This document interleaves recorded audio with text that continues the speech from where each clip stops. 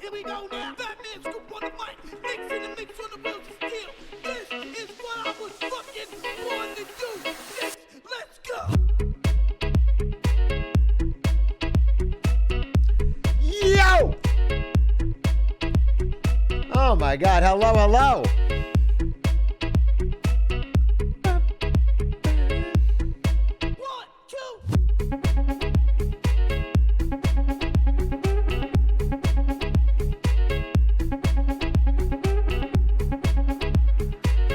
Universal God, Abnormal Indian, you Beezy, Axe Flame, Heart, Stumpy Bud. My first time catching Marketing Monday live. You picked a good one. You picked a good one. This is sort of the peak day for Marketing Monday. This is what Marketing Monday is all about. From the top, let's go.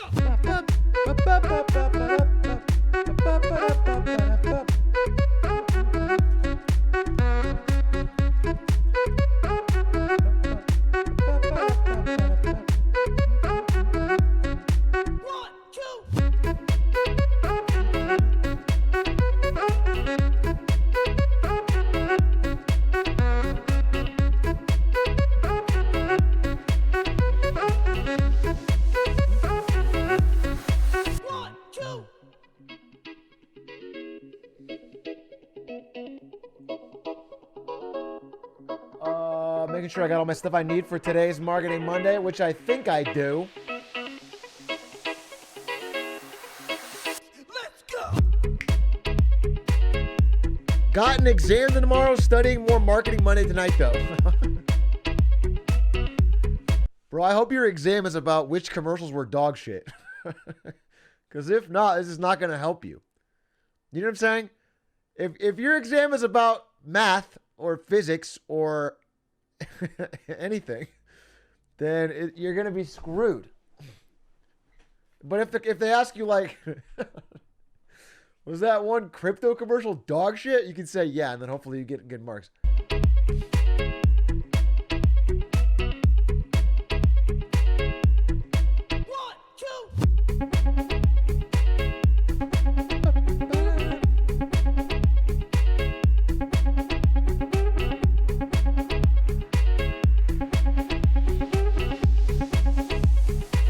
Atrioc, why do you have a Lehman Brothers hoodie?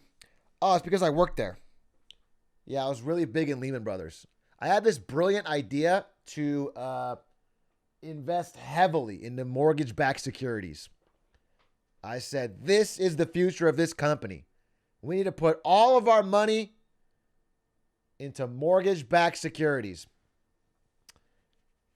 Did I work for Enron? Yep, same with Enron. Enron's idea, I was like, hey, do we really got to pay taxes?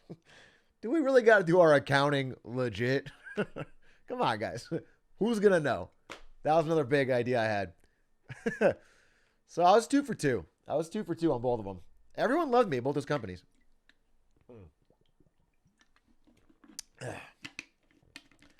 Are you the most Lehman brother?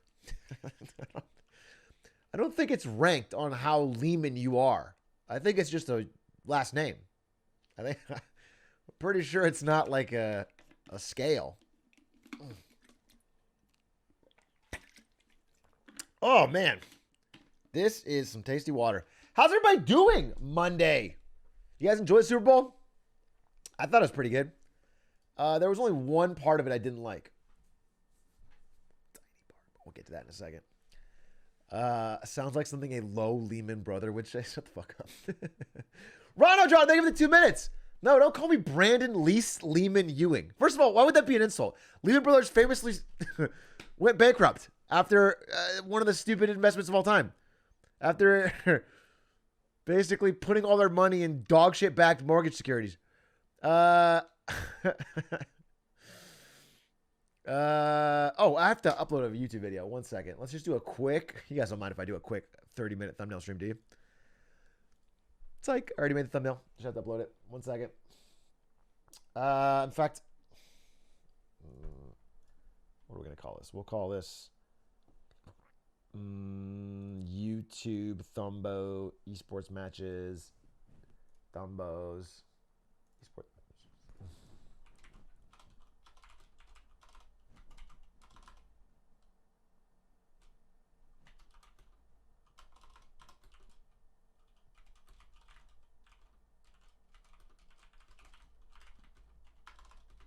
This streamer's been playing only one.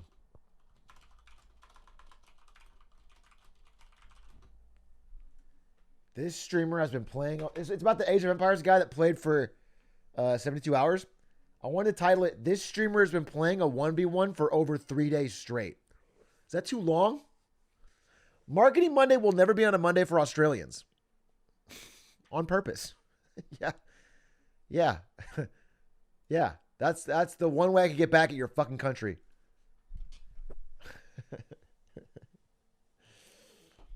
Dog Atrioc be like barketing Bunday. Why would the dog change Monday to Bunday? I get the barketing. I get that part. Why would they change Monday to Bunday? That doesn't make sense.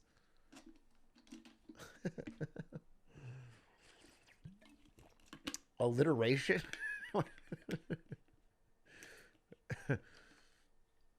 It's a blood dog. What are you talking? Oh, it's a blood. It's a blood. Like it's in a gang. Damn, I didn't even get it. You're talking about bloodhound. Wow, whole new meaning to the word bloodhound. That's clever. Who dat raid? Hey, who dat? Thank you for the raid. Who dat? I do appreciate the raid. Guys, welcome to Marketing Monday. Today we'll be doing a very short wins and fails, and then we'll be watching every single ad from yesterday's Super Bowl. An excellent Super Bowl, if I do say so myself. Pretty fun to watch, pretty close. Bit of a nail biter right to the end. Not a huge football guy, but I enjoyed it quite a bit. Bengals should have won. Well, then they should have scored some more fucking points. Right? I think if you're saying they should have won, I can tell you how they could have done that.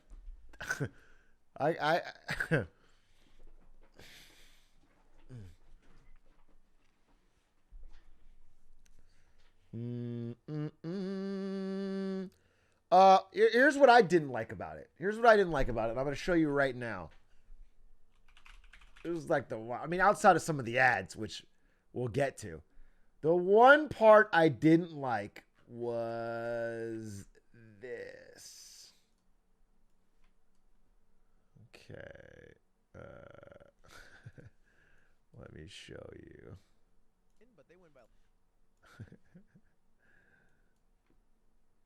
Oh, wait. Let me make sure I'm not leaking, which I probably am. Probably am leaking. Let's make sure I'm not, though. Nope. Here we go. I will go Bengals all day. Okay. Because I think the Rams win, but they win by like 3. Fuck! Oh, shot. I will go Bengals all day. Because I think the Rams win, but they win by like 3. No shot. Fuck, dude. I knew the Rams would win. I just thought it'd be by more. So I gave him 4.5 fucking points, which means I lost $500. Ugh. To him. To Ludwig. Oh, he doesn't need money.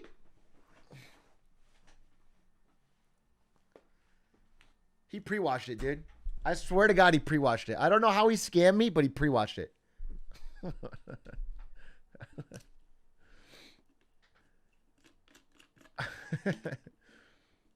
But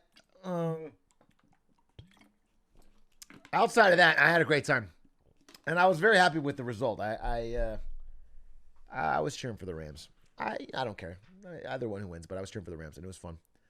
And it was cool for LA. What an LA day, dude. Oh my God.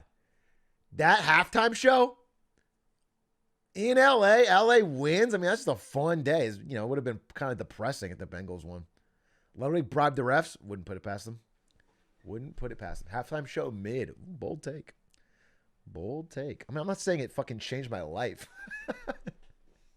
I was watching on my phone and I broke down and wept at the grocery store when I saw it, dude. No, it was just it had some good memes. It was funny.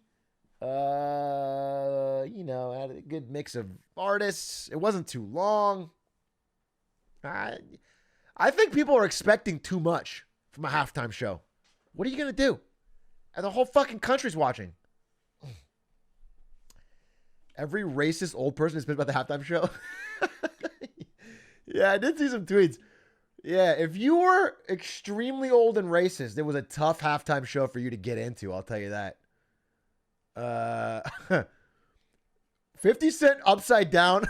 50 Cent, who you know, listen, 50 Cent, he's fine, but he's obviously put on some weight.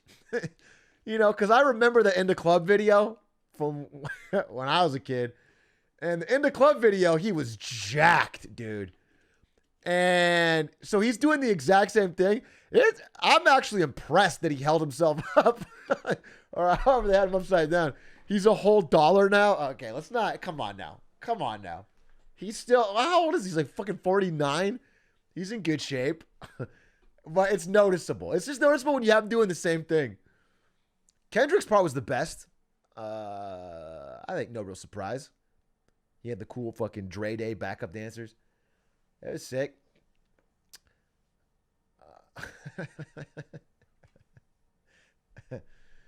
Didn't even watch the Super Bowl or anything. I hope those who watched had fun. And he made the little, like colon bracket face. Cool. That's very nice of you. Thanks. Thank you.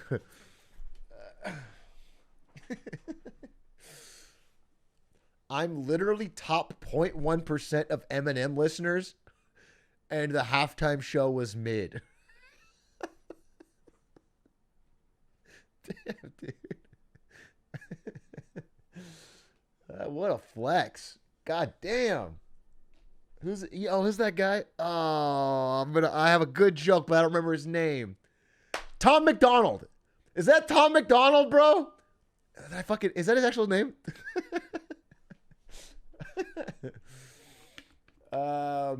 Listen, if the halftime show was probably worse, the bigger of a fan you were of any of those artists, because they're only going to play half of their most popular song. They're basically all just going to sing the chorus of their most popular song.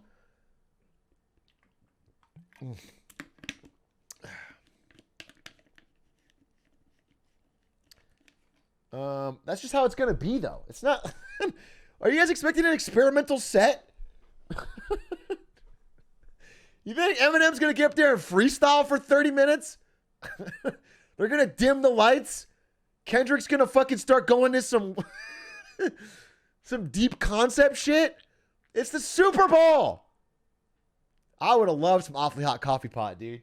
My God. A return to form. No, it is what it is. I thought it was good. I thought it was good. But yeah, it wasn't life changing. Maybe it would have been better if they ended racism on stage. Is that what you said? I was disappointed Eminem didn't play the pan flute. Me too. I think we all were a little disappointed that Marshall didn't pull out the pan flute and drop a solo. But what are you going to do? I mean, he had to do Lose Yourself, and there wasn't a lot of time. Dre's Police line did not get censored, although one of them did.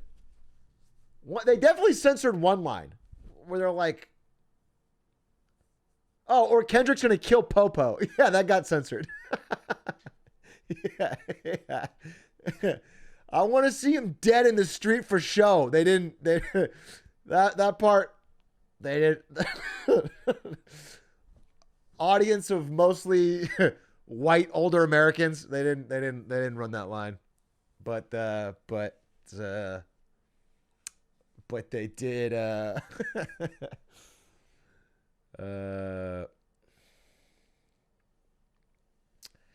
I thought Eminem was black. You just found that out today? That was a breakthrough for you? It's been 30 fucking years this guy's been popular? You just figured out today? He's white?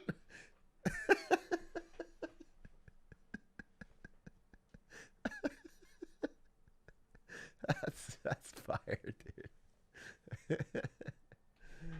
That's fire.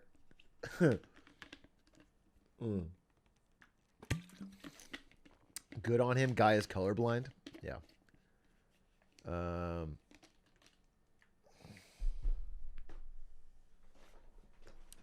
I was sad there weren't more crypto ads. Well, we'll get to that. We'll get to that.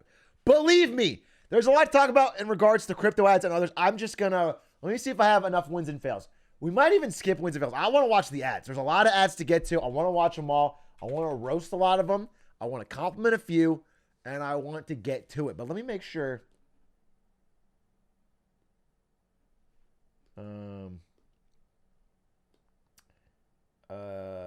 If there's anything I wanted to mention. Oh, you know what?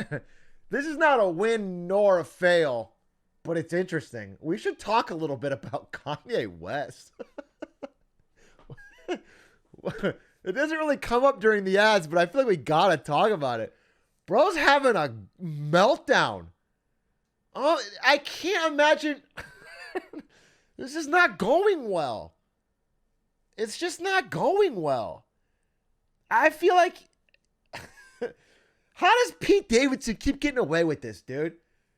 How does Pete Davidson not, he's like, Kanye West is one of the most respected artists of the past 20 years. He's made literally multiple classic albums, and he's getting clowned on by Pete Davidson. Pete Davidson looking like the GOAT.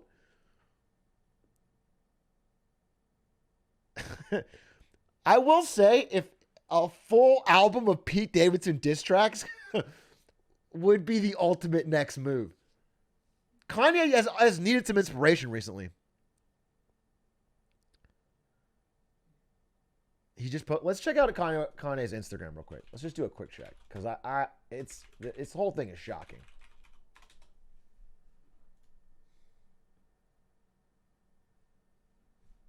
If you guys don't know, because you might not follow, you're not a Kanye fan or it's not your thing.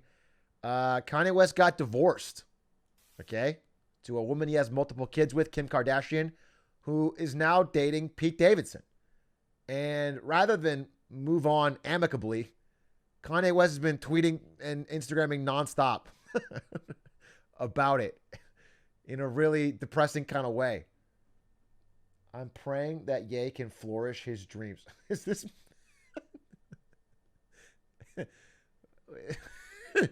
Okay, that's sad. What is this? He deleted a bunch of posts? Yeah.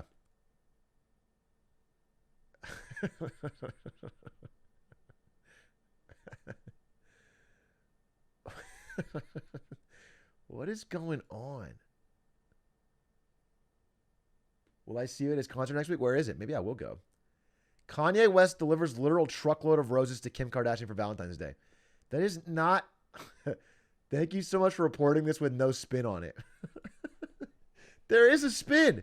The spin is that you're divorced and she's with someone else. That's the spin. Wait. He deleted all the funny ones, dude. He deleted literally all the funny ones. Kanye meme. This is the... Oh, where's the Civil War one?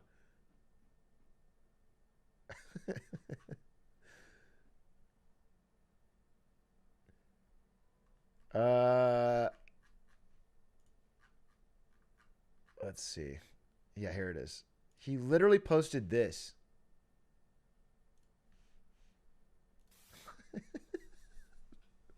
Bro, Pete Davidson's half his age. He's just a fucking goofy comedian who's like shits around on SNL.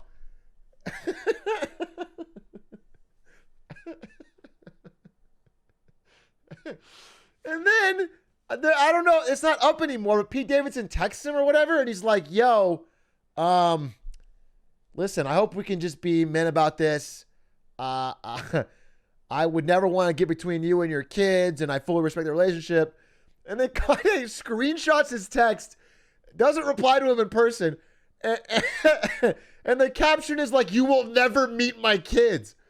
It just, everything's making Pete look like a normal, reasonable, good guy.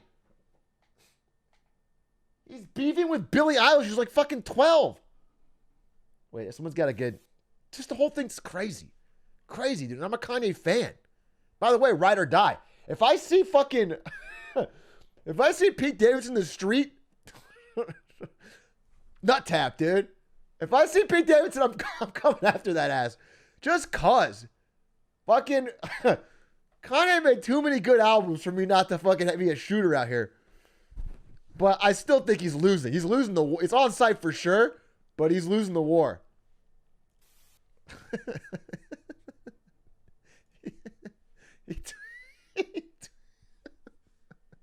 He tweeted this, or he Instagrammed this.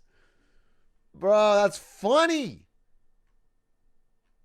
What else? What is this one? Oh, 50 Cent, legendary. True. Just looks heavier than it used to, Fifth. Listen, I'm impressed, but it's funny because in my mind, 50 Cent's always vitamin water. I don't blame him at all, bro. Everyone's going to get older. It happens. But in my mind, 50 Cent's one of the most jacked dudes alive. Like, I still picture him in the vitamin water commercials, just like looking fucking absolutely shredded. And so it was a wake-up call. You know? The one with the guy getting choked out. Let's see what this one. Upon my wife's request, please nobody do anything physical to Skeet. I'm going to handle the situation myself. All right, take it back then. You are creating a dangerous and scary environment and someone will hurt Pete and this will be all your fault. Oh my God. Bro, you're psychotic. How is it going to win your ex-wife back? She's texting you that you're being a psycho. And you called him Skeet, Kim's other phone.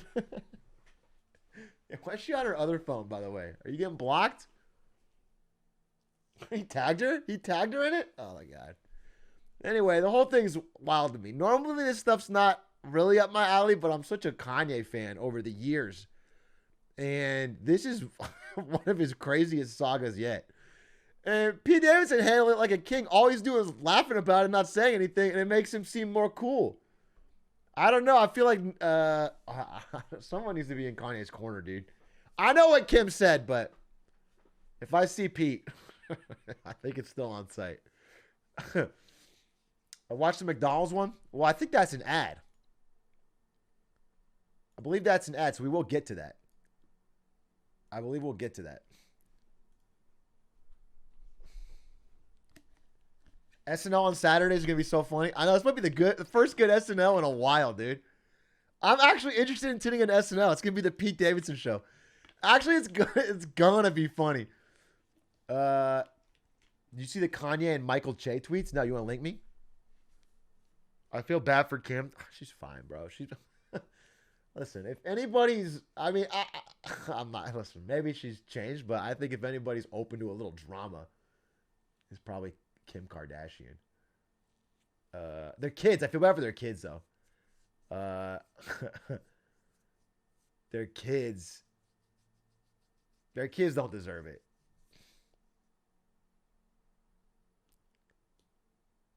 The kids got TikTok. They are chilling. Are you fucking every American parent right now? Yeah, 2 years of a pandemic. Shit's going bad, but they got TikTok. They're chilling. It's fine. No worries. No worries. There'll be no lasting damage. DFR, thank you for the Prime. Big A, I'm doing a personal financial management presentation. What are the benefits to investing in stock, bonds, and mutual funds individually? Shut the fuck up about getting me to do your homework. God, I get so many DMs like this. I get so many DMs, people that literally want me to do their homework. Literally, like, they try to phrase like, dude, love the stream. Love the stream. Love marketing. In fact, I'm taking a marketing class. What do you think about writing me a 5-page...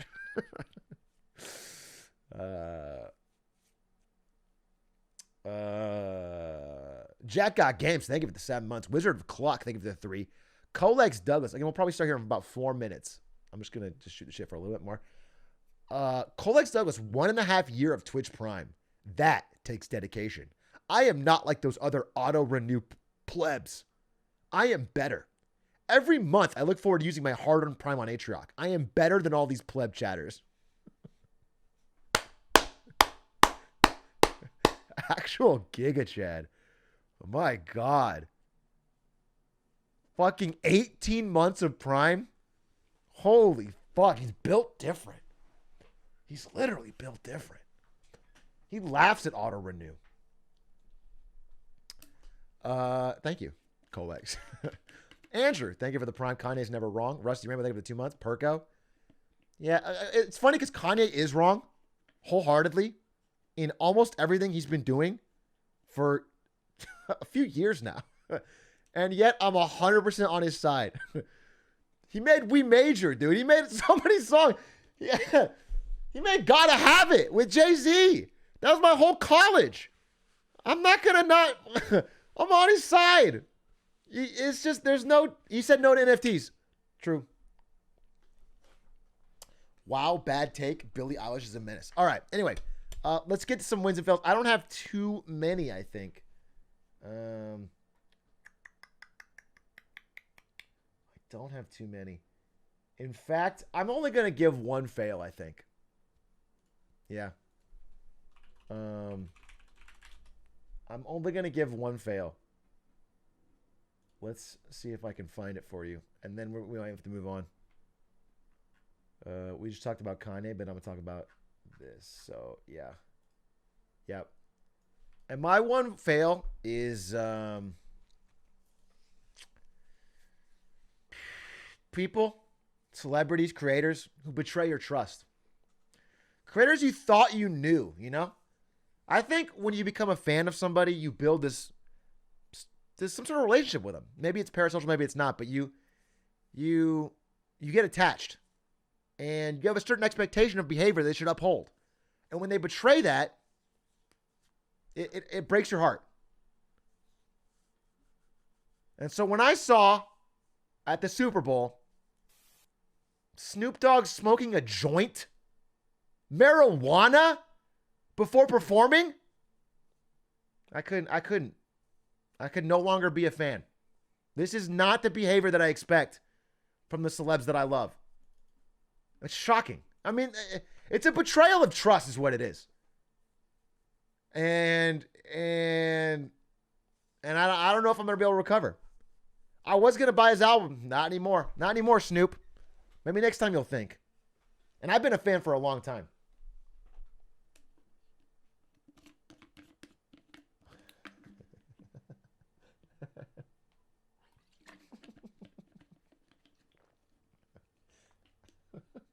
Some people in chat being...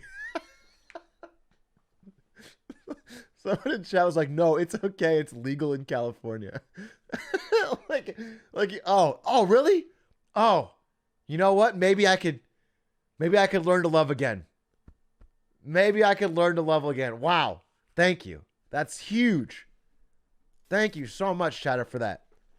My God. Still, morally it might be wrong, but I'm glad you could save that. What is this post? Atrioc, I'm coming here on behalf of the YouTube Frog Committee, and I have come to request the plugging of like and subscribe button in exchange for an... no. No, we're not going to do that here. Press it. You should press it when you get there. It wouldn't make sense. So I guess the word subscribe works on both, but it's a whole different pitch. Okay. Snoop only did it because DJ Wheat offered. Then I can relate. Playing Guy, thank you for the 5 months. Asian, thank you for the Prime. Chrome, 7. Thank you for the 7 months. X Love Sabek, thank you for the 3. Devos, thank you for the 6. Kundifa, thank you for the Prime. Zectal, thank you for the 15. Beef Toucher, 5,000. What a terrible name, but thank you for the year. Beef Toucher 5,000. That's the name. That's what you're locked in. Linguini, thank you for the 19 months. Connor Raid. Oh my God, Connor 6 Froggies in the chat. 7s for Connor. In fact, you know what? I'm going to switch the order. We're going to do a different ad first because of the Connor 6 Frogs being here. Because there is one tweet that really sums up this first ad. We're going to jump right in, I think. I think it's time. Let me actually make sure that I did this correct. Is this it? Nope. Nope. Nope. That's not it. This isn't the background that I wanted. There it is. Welcome to Marketing Monday Super Bowl edition. This is the biggest day of the year in the world of marketing. It's the one day of the year. Oh, I have no chat. Fuck. All right. Continue to pog. Continue to pog. Don't stop pogging. Keep your poggies going.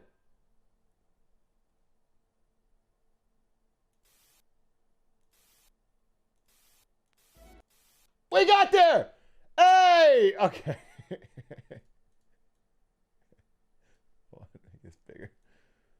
Welcome to Marketing Monday Super Bowl edition. The biggest day of the year in the world of marketing. It is the one day of the entire year where the average person cares about watching ads. 99% of the time I try to talk about ads with people and they don't give a shit. But on Super Bowl day, everyone tunes in, everyone cares, and everyone's got an opinion. And I want to hear them all. So we are going to watch every single ad, top to bottom, from this last year's Super Bowl. Couple unique things about this year's Super Bowl. Number one, most expensive Super Bowl ever to purchase an ad. And I'm talking about ever. All time. Here is a chart that goes through 2020, where it peaked at $5.6 million for a 30-second Super Bowl spot. This year, well over that, closer to $7 million. Maybe 6.5 to 7 based on how early you bought it. $7 million, all-time high for 30 seconds. So every time you watch an ad that's a minute long, know that it costs about $14 million just for the slot, let alone what it costs to create. These are very, very expensive. I don't think this is revealing too much when I say that there's no campaign ever that we've had at NVIDIA that's had, that much money for the entire campaign, let alone for just the airtime. It's an absolutely ludicrous amount. You really have to be ready to spend and really confident in your ad. And again, you only get 30 seconds for $7 million. So you really got to make it count. And most of them didn't.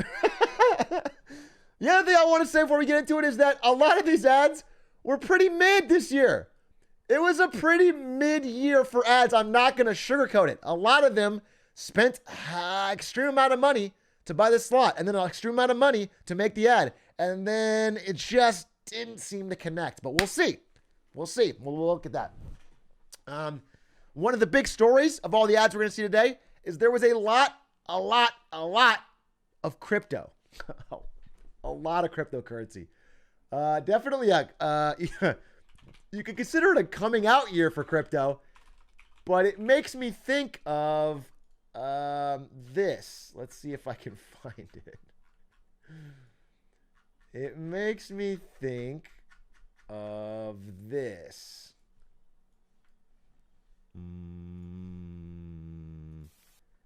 There's a Wikipedia article on .com commercials during Super Bowl, what is this, 34?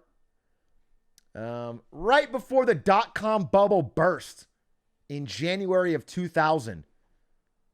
Super Bowl was flooded with all these new money .com commercials. In fact, stadium naming rights were purchased by .com companies, and all of them that purchased Super Bowl ads and bought naming rights went bust very quickly. So I'm a little worried about, for example, crypto.com arena. Pets.com, computer.com, epidemic.com, all of them paid $5+ million for an ad and folded before the end of the year. Now, we have no idea if this is going to happen. I'm just saying it gave me a little bit of a reminder because one industry has not had such a big share of Super Bowl ads since tech in this Super Bowl back in the year 2000. Very interesting. Monster.com, hotjobs.com, autotrader.com, NetPliance. Who could forget NetPliance? I can't believe WebMD had the money to drop a Super Bowl commercial back then. WebMD exists, but like its profit has got to be nothing. But back then, if you had a .com, dude, you could just raise investor money like crazy. And they spent it like crazy. Pets.com, one of the crazy stories of all time. I'll do a separate Marketing Monday on Pets.com for sure because it's a very interesting story. But that was one of the big stories. Crypto is out in full force at this year's Super Bowl. Remains to be seen whether it's got staying power. And then, I'm sorry, wait. This is, this just has to be included.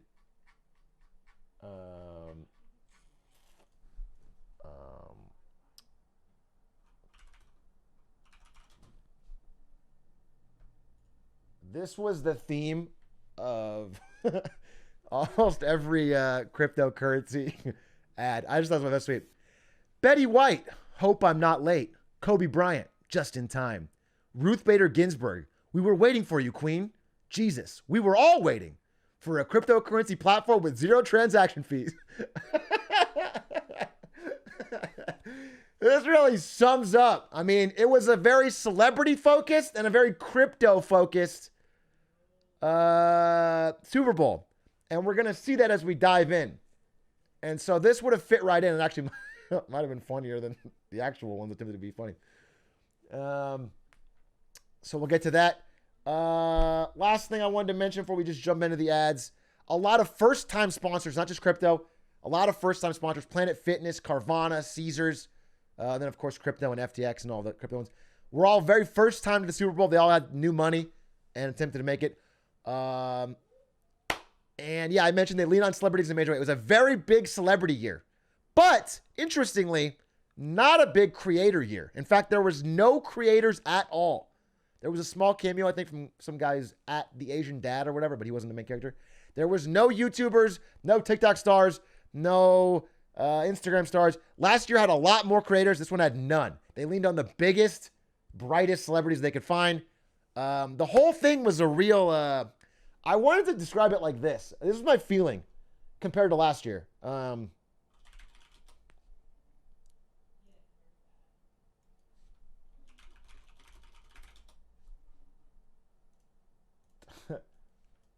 This sums up my feeling on the theme. It was the most like, let's put on a smile Super Bowl I've ever seen. Wait, where's my notes?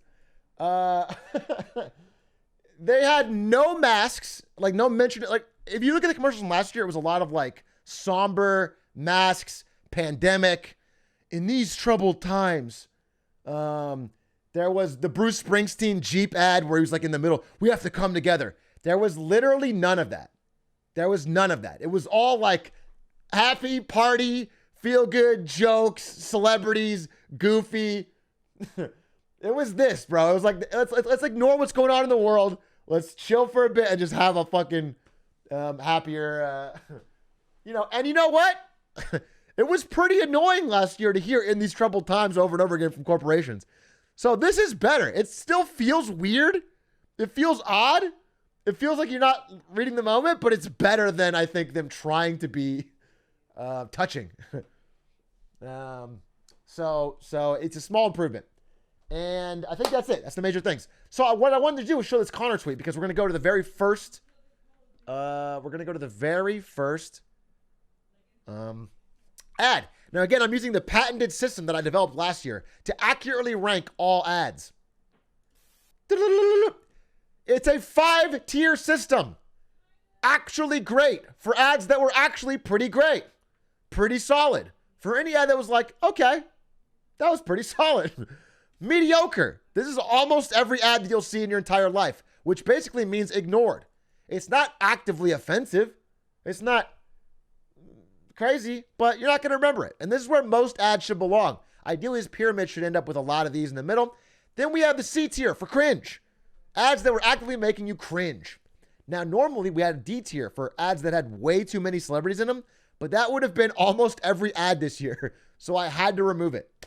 And then finally, we have the what the fuck tier where it was like, wow, what the fuck were they thinking? This is a true waste of money.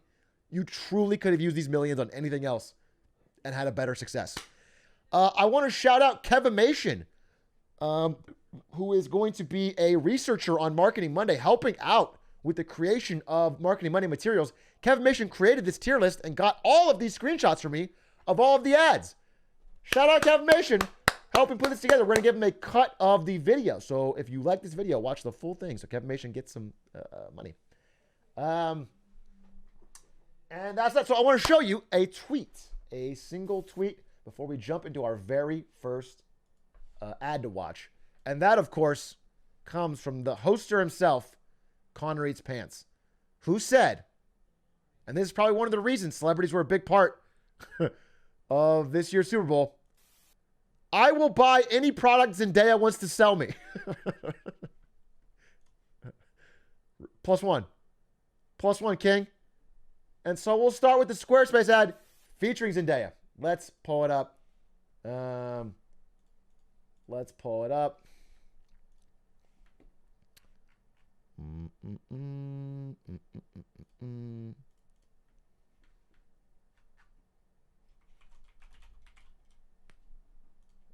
Oh God, it's making me. There.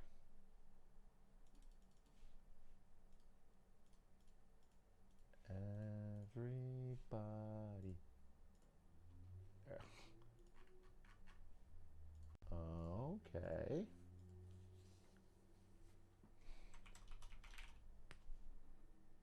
There, I got it.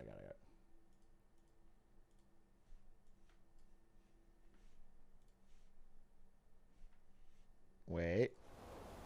Okay. Full screen. Here it is. Let's see if we are truly able to see if Connor's tweet was correct. Squarespace. Sally sold seashells by the seashore. But her seashells didn't sell so well.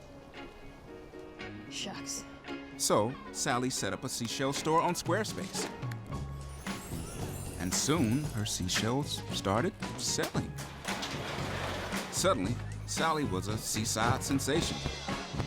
So much so, she also sold swanky seashell accessories, shiny seashell sequin skirts and sarongs, seashell serenity sessions starting sharply at sunrise, exceptionally savory seaside snacks, Seriously? even seashell excursions of the seashore. To sum it up, Sally's seashells were so successful, she sailed into the setting sun as a seashell celebrity. Shucks. Everything to shell anything. Squarespace. What'd you think? I saw a lot of I'll buy whatever the seashell she's selling, but they're not selling seashells. That's a metaphor for how it's gonna help. Yeah, it had 3 stacks in there. Listen, I almost shouldn't have started this one because I consider this. I'm gonna give you my opinion. Let's find it. Oh my God, these are gonna be tough to find. Actually, we should go in order from now on, so I'm not hunting and pecking. There it is. I'm gonna give it a pretty solid because as far as celebrity endorsements goes, first of all, they picked the best one right now. Outside of maybe Tom Holland, Zendaya's absolutely top of her game right now. Literally like one of the most loved people in America. She's killing it on like every different front. Whatever they have that likability score. I think it's like the Q score or whatever. Hers is probably literally off the charts. So excellent use of celebrities. Also 3 stacks. His voice was great. And they feature the product. It wasn't featured heavily, and they did a little too much into the seashell over and over and over and over again without tying it back to the product. But it was still pretty clear in the story what happened. That she made a website, she could sell more stuff. People were trying to get more into the gig economy. It makes sense. The ad makes sense. It's clean. It's beautifully presented. The celebrity's done well. It doesn't feel too cringe. I got to give it a pretty solid. Not mind-blowing, not memorable as of next year, but among the competition, this was definitely a pretty solid one. Which, by the way, keep this in mind because this, I think, in my mind, was probably one of the best uses of celebrities all Super Bowl. And so comparing them to this will show you how far they can fall. But definitely pretty solid. Pretty solid commercial. And got it across in 30 seconds.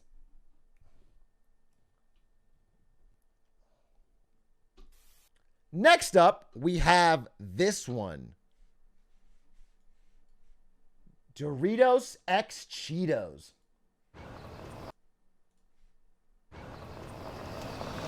First team approach. Is this a teasers? No, I need their full commercial.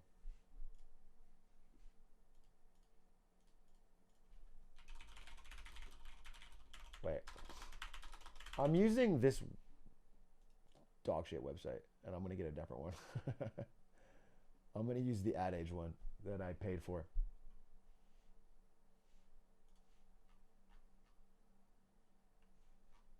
because this is gonna take me too long. Their website loads like shit. Okay, let me play a song. I sent you one with them all on it. No, it doesn't load. I can hear your keyboard. What brand? Hey, speaking of keyboards, my God, you know what was a good ad? Speaking of wow, good segue while I pull this website up. Speaking of keyboards, you know what is really awesome is NVIDIA's brand new custom RTX on brushed aluminum keycap for super fans, where the reflections of your keyboard can shine as bright as the RTX graphics in your game. If you are a super fan of NVIDIA, GeForce RTX, why don't you head on over to any of their social accounts and let them know which game you'd like to see remastered with RTX graphics. And then you too could win a shiny, exclusive, limited edition brushed aluminum RTX on keycap. Wow, that'd be fucking awesome. Just a thought that I had off the top of my head. But anyway, we're here. Oh, this is what I needed. Yes. Okay, we can even literally go alphabetical. Starting with Amazon Alexa. This one, I think, is a less well-done celebrity ad. Let's find out. Scarlett Johansson, Colin Jost, Amazon Alexa. Hey, check this out. Alexa, it's game day. Streaming football on Prime Video. Closing blinds. Chilling rosé. Rosé? Well, it's an afternoon game. It's like she can read your mind. Your mind.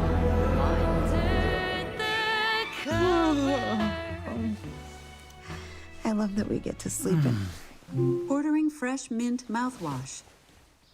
Extra strength. I'm thinking I should get a spray tan, you know? Because that's on Wednesday. Activating blender. Funeral's on Monday.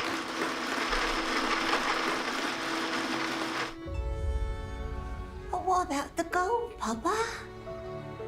Can't you see? The treasure all along. It was you. Love the eye patch. When does the show open? March 8th. Setting reminder to fake your own death on March 8th. What the? When you have to do those love scenes with hot guys, is that fun or is that like the worst? It's the worst. Tell me lies, tell me sweet little lies. Scarlett, this bread is delicious. Did you make it? Yes, it's from my Gammy's recipe. Announcement. Gammy is short for she bought it at Whole Foods. Announcement. Colin left the oysters in the car for 5 hours. It's probably better Alexa can't read your mind. Bad idea. What's the game? It wasn't bad. Actually, I remembered it being worse, but maybe I was thinking, I don't know, when I was yesterday, when I watched this just now, I was not bad. Maybe I was so off-put by Colin Jost's punchable face. It was mid. It was mid. I mean, the jokes weren't bad. I think Scarlett really sold it in this part. Fake your own. This part was good. See? Can't you see? The treasure all along. It was you. But at the end of the day, product, it's, you know, the whole concept is a little weird, right? The idea, people are already a little nervous about, you know, apps on their phone and home speakers being able to listen in on them. And so playing that up for the idea that it can read your mind is a cringe direction. It's not what you want to do. Like, it doesn't increase its buyability or likability, or people are already having a tough time with this. Again, Facebook had extreme difficulty selling their own home speaker or their own home conferencing thing because people don't trust the brand. And so people are already worried about Amazon being too powerful, too big, and now they're joking around about being able to read your mind when, like, if they had that ability, they would use it. If they had the technology, Amazon would force that down our throats. And people tweet all the time about how, you know, they're worried that when they speak in front of the microphone on their phone, they get targeted ads. So in general, I thought the concept was so weird. The celebrities did a fine job. I'm going to put this one squarely in the middle, where I think most ads generally belong. Let's put this in C. You guys have to always help me find them because we're going to go alphabetically. Amazon Alexa. There it is. All right, see, mediocre. Next, we got avocados from Mexico. This is officially the worst tailgate I've ever been to. Look at those barbarians. Hate it when they come to town. Well, tough, because we drove for 3 months in an ox cart with our kids to watch you get destroyed. Yeah, we made great time. I'm sorry. What are you doing? Adding avocados from Mexico. Want some? Let's kick this party up a notch. You know, they also taste great on salads. Yeah, Caesar, we get it. I love salads. Avocados from Mexico. A lot happened really quickly, huh? Let's watch that one more time. I feel like that. This is officially the worst tailgate I've ever been to. Look at those. Someone said F, not historically accurate. Well, that's... So the concept of the ad is a Coliseum tailgate, but it's, you know, in 30 seconds, it's a lot to get across. Barbarians. Hate it when they come to town. Well, tough, because we drove for 3 months in an ox cart with our kids to watch you get destroyed. Yeah, we made great time. I'm sorry. What are you doing? Adding avocados from Mexico. So, all right, 15 seconds to set up the story, which was punctuated with 2 bad jokes. Then we get to the avocados from Mexico. This part's fine. They look tasty. Want some? Let's kick this party up a notch. You know, they also taste great on salads. Yeah, Caesar, we get it. I love salads. Avocados from Mexico. Yeah, man, I got to give this bad. I feel like this, your brain can't process it. It moves too much. It's just incredibly rushed.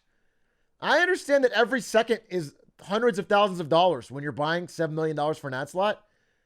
But I guess mediocre. It's very forgettable. It's not particularly bad. It's not egregious. I'm gonna put this in a mediocre again. I don't think it was that cringe. I think if that had been a longer ad, maybe it's fine. I thought they showed the avocados pretty well, which is better than most ads. But it's hard to even remember anything about that ad. It's just they tried to do too much with too little time. You could have cut it down to one of those jokes and then the rest of it be like avocado.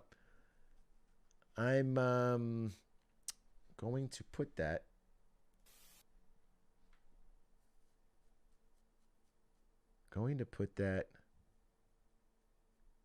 if I could find it. You know what? We'll just remember that, right? And then we'll get back to it. We don't have to find it right now. When we get to it, we get to it.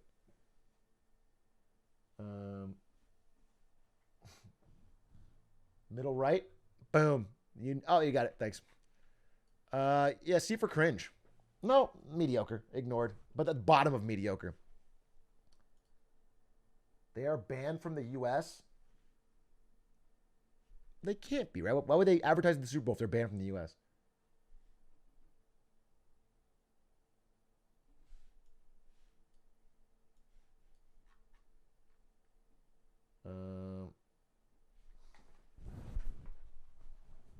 It happened after they paid for the ad slot? Wait, let's check. Avocados from Mexico banned?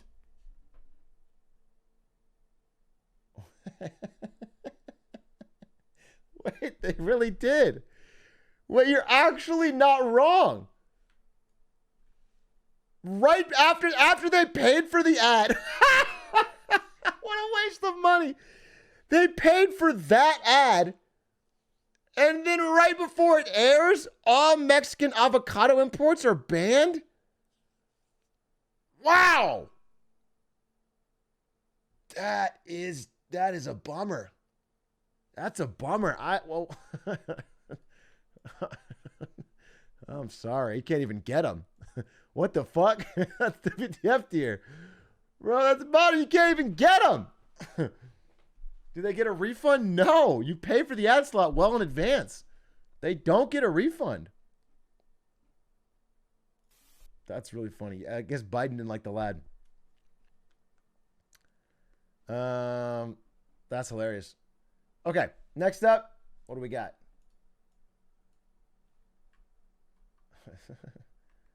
This was called Sleep with John Okay, let's see what we got here.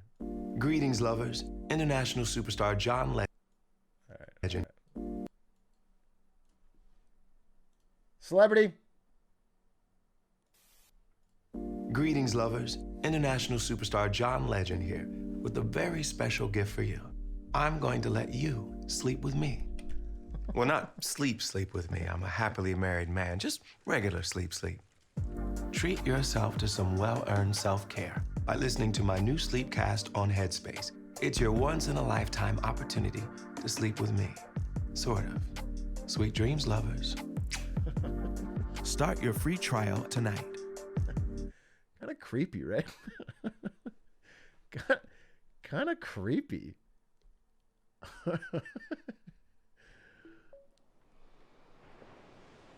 This is what they're about. This is Headspace. You know what? There's a good way to tell. Let's check out. We'll go to Apptopia.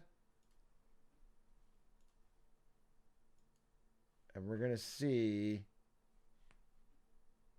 what their ranking is.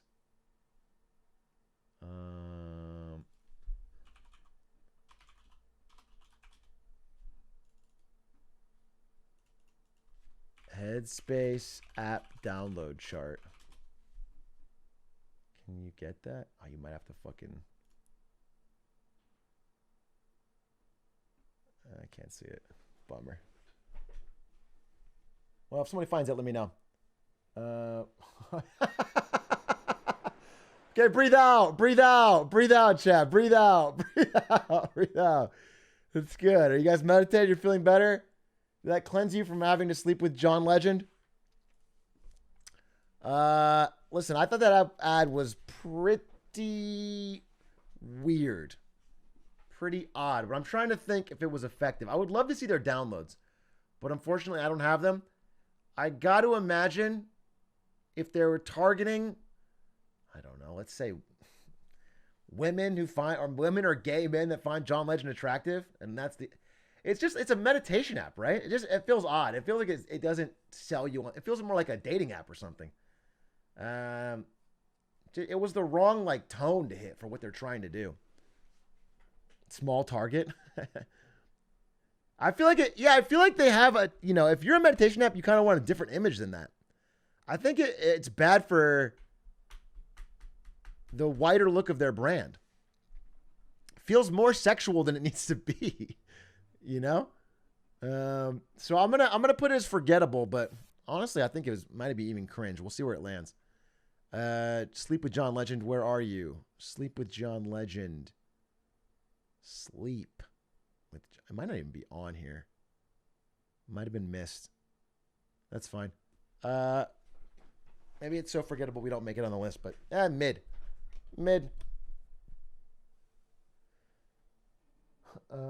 If it was for dating, it just feels, it feels more sexual than what their app actually is, which is, I think, is off-putting for new users.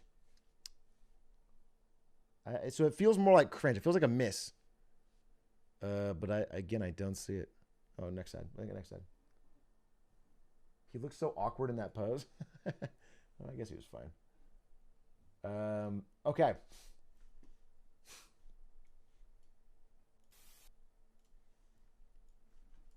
Let's see what we got next. There were so many ads. It's the Super Bowl, bro. It's football is like a precursor to the ads. I can't believe avocados from Mexico got suspended. That's really funny. That actually is a bit of a hoot. All right, you know what? I'm gonna open 5 of these in a row, so we can just fucking run and gun.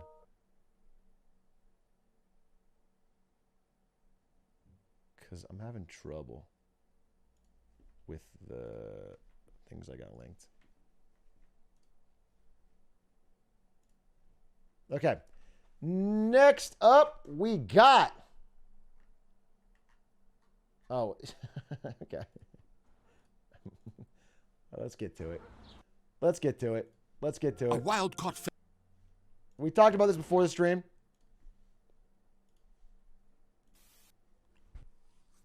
McDonald's. 30-second spot. Welcome to McDonald's. May I take your order? Hi, can I get a... Get in the McDonald's. Ooh, can I get a... Yeah, can I get a...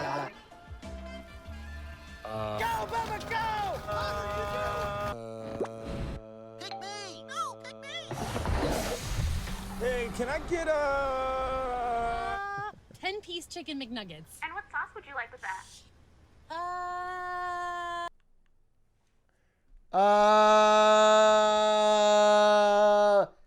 Built for the Memes. Featuring Kanye, which I don't know if they knew he'd be in the news so much. Actually pretty good. I'm going to say it. McDonald's usually has a pretty good idea of what works right now.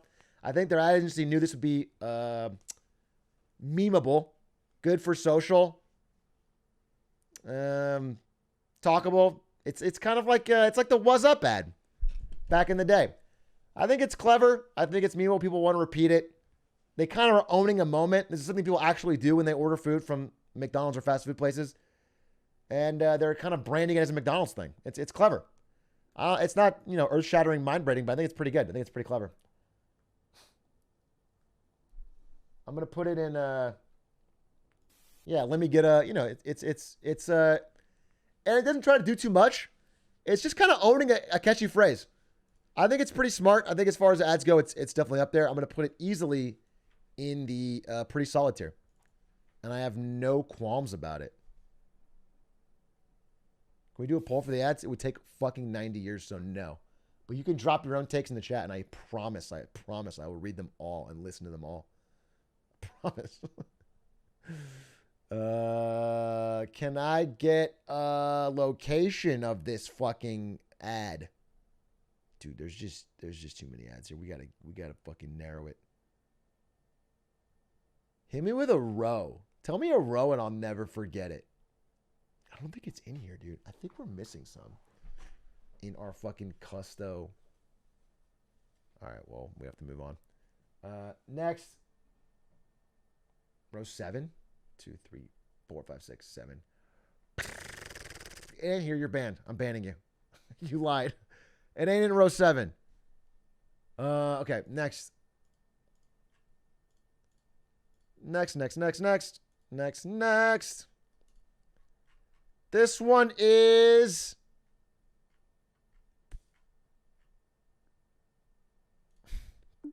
Peacock.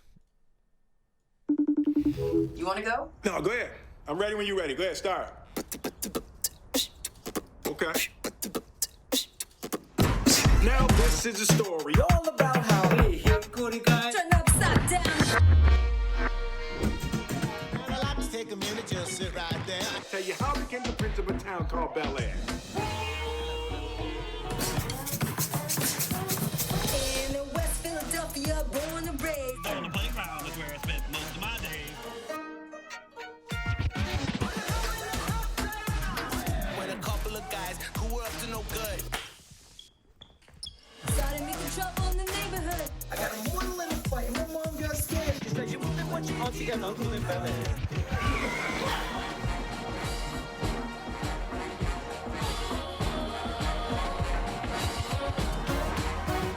That's hot. That's hot. I respect Will Smith trying. I think this is a pretty bad ad. For, what I've seen of the show, it might even be successful. They have a decent trailer for the actual show. This didn't show anything. I mean, Will Smith isn't even in the show.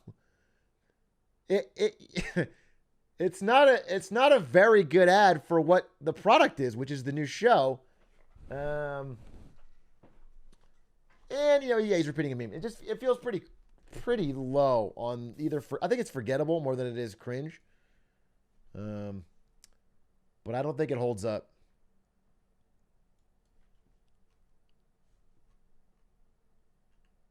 Peacock had a number of ads. They spent quite a bit because they are also the network that was hosting the show. Let's do this one. Expedia. Stuff. By the way, every single ad so far had a celebrity in it.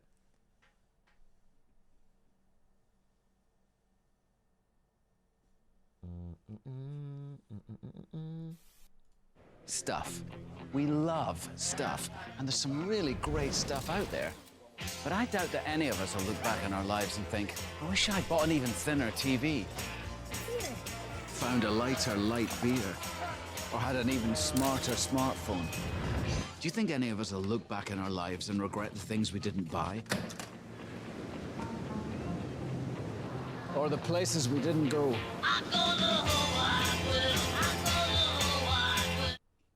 I thought it was a crypto ad when I first saw it yesterday.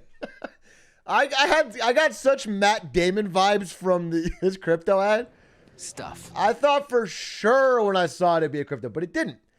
And, you know, if their brand story of Expedia is that, like, hey, spend less on stuff, more on experiences, in the middle of a crowded field of commercials telling you to buy stuff, I thought it was interesting and stood out. They didn't, I just, you know, I'm always reluctant because so many ads are bombarding you. It's very hard to remember, was this for Expedia or was this for Booking.com or was this for, you know, if your old commercial was like talking head celebrity and then you flash your logo at the end, it's hard to remember who it was. It feels a little indirect. That's my biggest qualm. And you don't have a lot of time to work with, but like having an open laptop to your webpage with something that's unique to yours, or, you know, one unique thing about your product that makes it better than the rest. That's things I'd like to see added just to make it stand out. But the core message was solid. I could put this at the bottom of the second tier or the top of Forgettable. Probably top of Forgettable, just because I really think it's tough to draw a parallel to that. This is Expedia. But the message is good. The core message is good. I think it's good. And then the celebrity usage is pretty good. Nothing cringe about it. Pretty solid. I'm gonna put it in B for now at the bottom.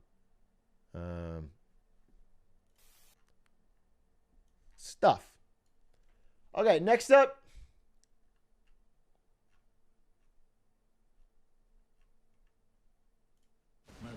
More celebrities.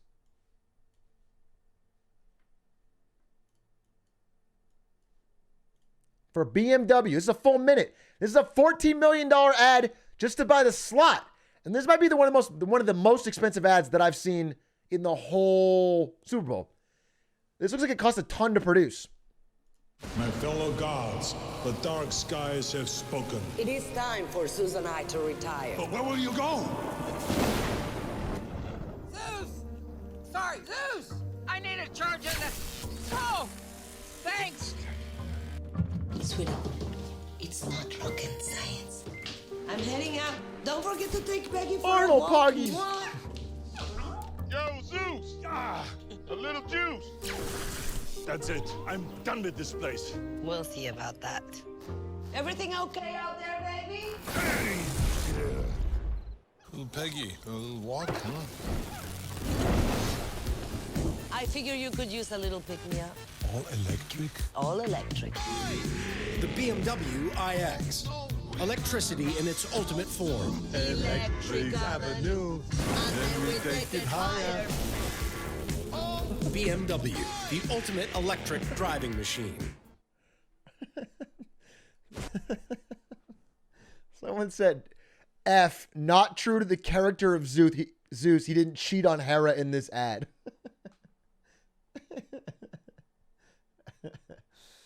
Yeah, he didn't. It would have been a little odd, right, to include a scene in the middle of a 1-minute ad where Zeus cheats on his wife. I don't know if that helps sell electric vehicles. Yeah, I mean, this ad was very expensive. They got 2 big-time celebrities.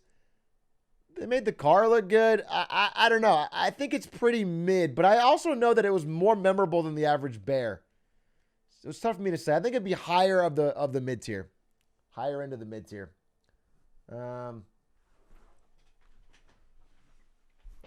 All they're really trying to get across is that, you know, BMW's got an all electric vehicle, and I think they do that.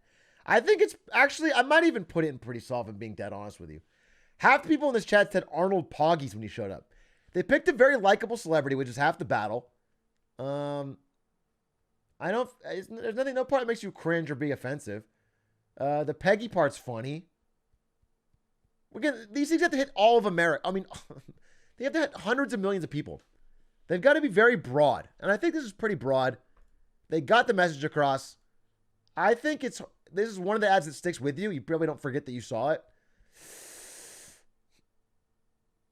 I mean, chat, you're not the target audience for a BMW, okay? You're not buying BMWs, and you're not buying cars in general, most of you. So why was Zeus 50 years older than Hera? I think their guys are not too far apart in age. I think just he's aged worse.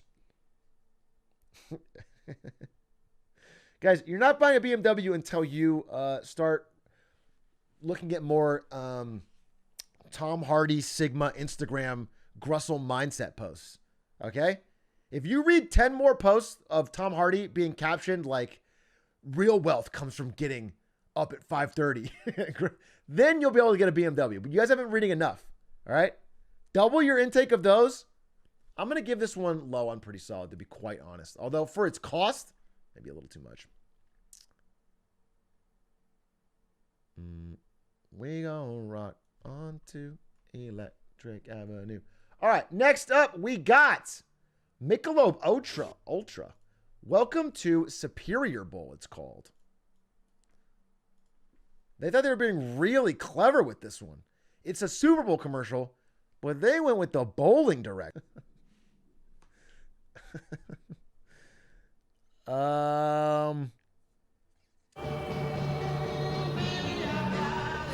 Where's part 2? So what's the play? All right, let's go with Michelob Ultra Organic Seltzer. It has 0 sugar. Really? Yeah, and 0 carbs. 0. Yeah, 0. Oh, really? Yeah, really. 0? 0. And did I mention it's organic? Yeah, first thing you said.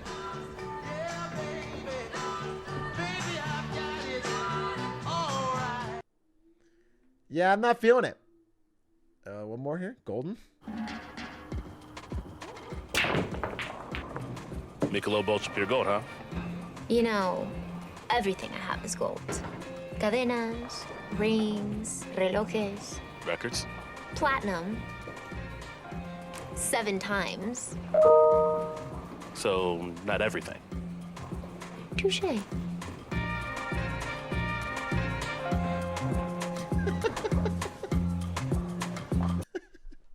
Are these ads for the celebrities? Are they trying to get what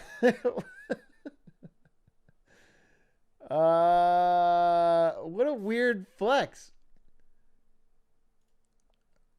It gets more cringy each time. I think they got worse. I think these are pretty bad. I'm gonna put these in C for cringe.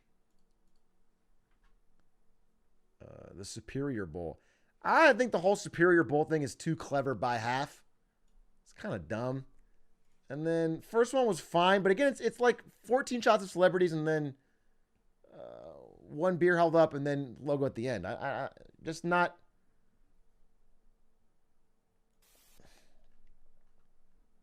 A little bit of celeb fatigue and then like a huge slow-mo shot of Serena Williams. You guys don't get it. It's the Superior Bowl. No, I got it. I just don't know that it was, I think it's one of those things that probably sounded clever when they were pitching it. And then when they put it together, it's like, it's just a bunch of celebrities in a bowling alley.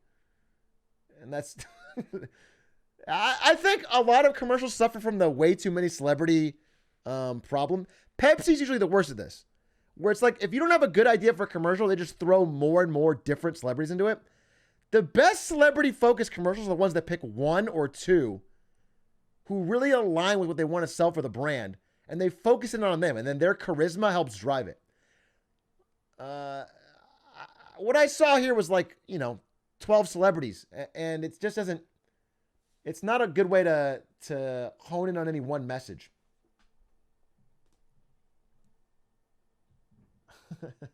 Like Matt Damon crypto ad, yeah, that's perfect.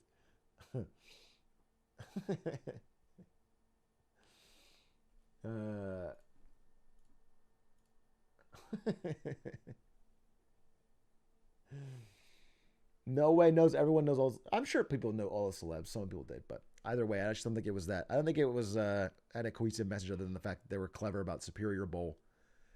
Next up, we got Willie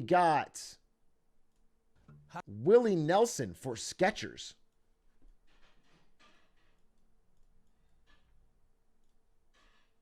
Hi, I'm Willie Nelson. I fought for the legalization of the one thing that can bring comfort to millions, Skechers. You see, Skechers shouldn't be illegal. They help so many. Willie, I don't think Skechers are illegal anywhere. But they feel so good, I just assumed the man made them illegal. No. Not even a little illegal, like you can wear them to a concert, but not to a kid's soccer game. You can wear Skechers anywhere. Well, pass the Skechers. Skechers, legalized comfort. There's a follow-up. On the road again. Just can't wait to get on the road again. There you go. Like my love is making music with my friends. And I can't wait to get on the road again. Turn it up. I can't wait. And I can't wait to get on the road again. Hit the road in Skechers. These aren't bad. These aren't bad. I think it's always weird to align your brand with Willie Nelson, Honey! Hey! What are you doing? Insanely old stoner. I just don't know how. But again, Skechers' target audience is not cool, right? They're not going for cool. Willie Nelson, I mean, he just, no, the man's a legend, but he looks really, really old in these ads. He looks like fucking, like they're keeping up with strings. And so, it's just, he's 88. Yeah, exactly. He looks crazy, crazy old. So as legendary as he is, it's a little off-putting just from like a visual tie to the brand. But Skechers sell to like parents, right? Boomers buy Skechers by the truckload, and I think that hits. I think that hits, and it was a feel good. I still don't think it's particularly memorable, but I will put it in top of mid.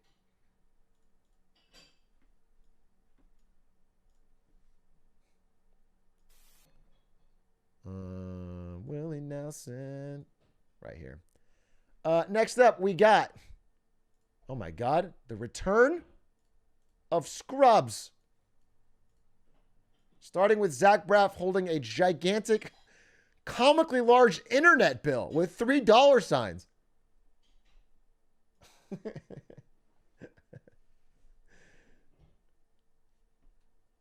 This is millennial bait. Oh, millennial bait was out in full force. Where's the red arrow? It's like a YouTube thumbnail of a bill. Holy shit. Wait, we get some sound here. I'm defeated, feel mistreated.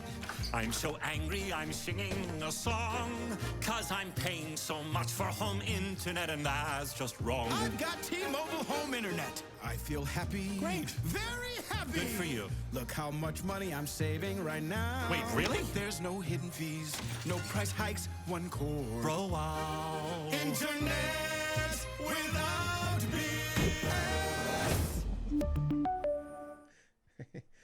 Zach Braff. Man, dude.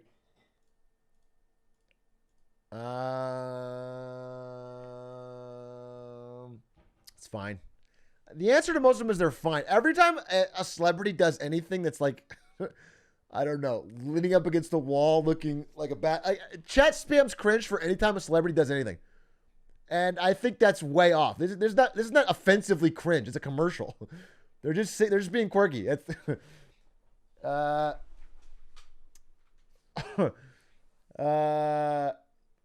It's just not particularly special. I don't know. There's nothing distinct about it. They got a good celebrity pair. Everyone likes Scrubs. Millennial bait for the type of people that are buying homes and internet right now. It's probably well positioned in that department.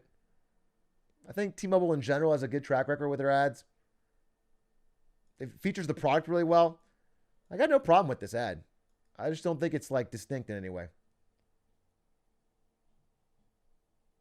Delivery of the info part is cringe. No, it's not. I feel happy. Great. Very happy. Good for you. Look how much money I'm saving right now. Wait, really? There's no hidden fees, no price hikes, one core. Bro, wow. That's nothing. That's fine.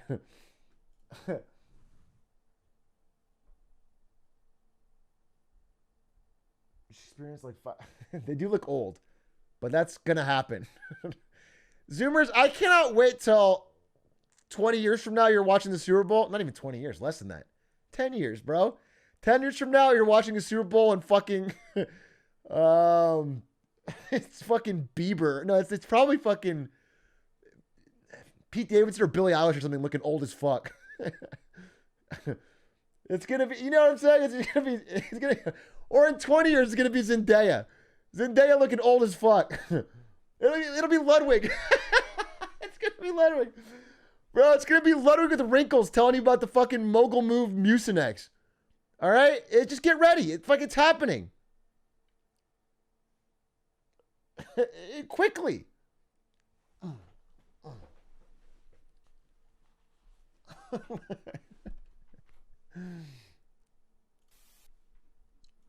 Yeah, nothing wrong with that, but nothing special. Come on, we gotta be fair here. We gotta be fair here. If we call that one cringe, then you get the truly cringe ones are getting away scot-free. And they need to be known. Okay. Speaking of truly cringe. You need to take your own opinion, but okay. This one is the T-Mobile Do It For Your Phones ad. Let's bring that up.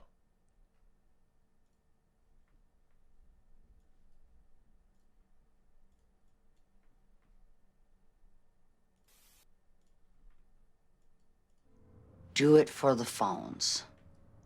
Ooh, maps don't lie. Maps don't lie. They actually don't. You got a voice, Molly. Use it. Do it for the phones. Signals always slowing when you walk out the door.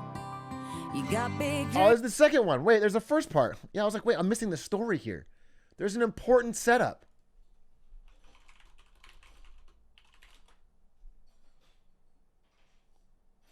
We need the full.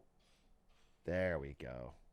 When I see a problem, I am going to fix it. America's got a serious problem, so I'm going to get it off my chest.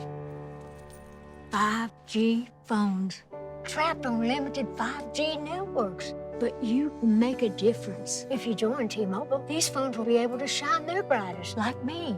I have my own theme park. T-Mobile, do it for the phones. Hey, Molly. How can I help these phones? You got a voice. Use it. Now we know why. Now we know why Miley's writing this song. I needed that intro. That was worth $7 million. Before we get to the 3-minute Miley Cyrus song, I needed that $7 million intro as to why she was writing it. Thank God. Do it. God damn it. Do it for the phones. Sky Advent said, the conflict has now been set up for this Shakespearean saga. And to that, I salute you. Well said, sir. Well said. Maps don't lie. Maps don't lie. They actually don't. You got a voice, Molly. Use it. Do it for the phones. Signals always slowing when you walk out the door. You got big dreams of 5G, faster than before. We all just need connection. Let's do it for the phones. They do so much for you. When they're out there all alone, there's something we can do. So don't settle for less. They deserve the best. More coverage, coast to coast. T-Mobile. Twice the speed of Verizon's network, 4 times bigger too. When you download your favorite music, the leader is here for you. 5G bars in more places.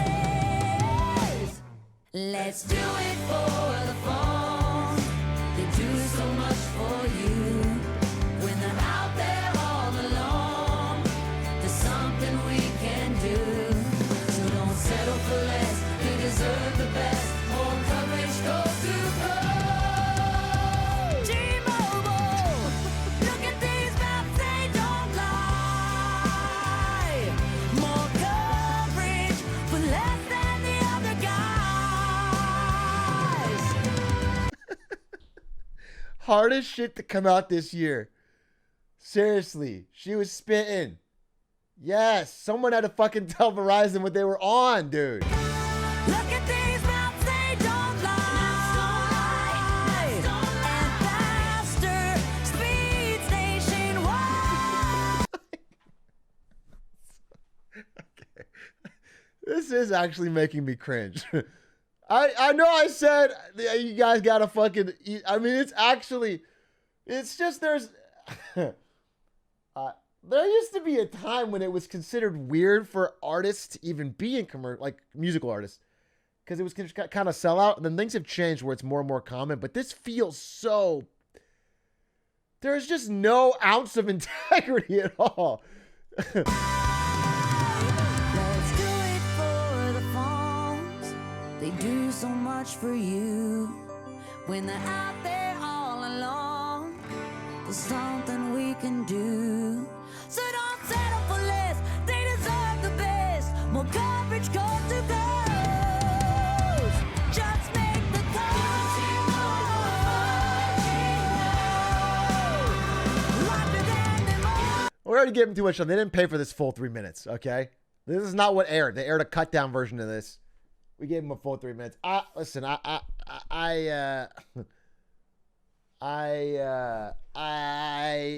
feel like that one is too much. Kendall Jenner Pepsi vibes, not that bad.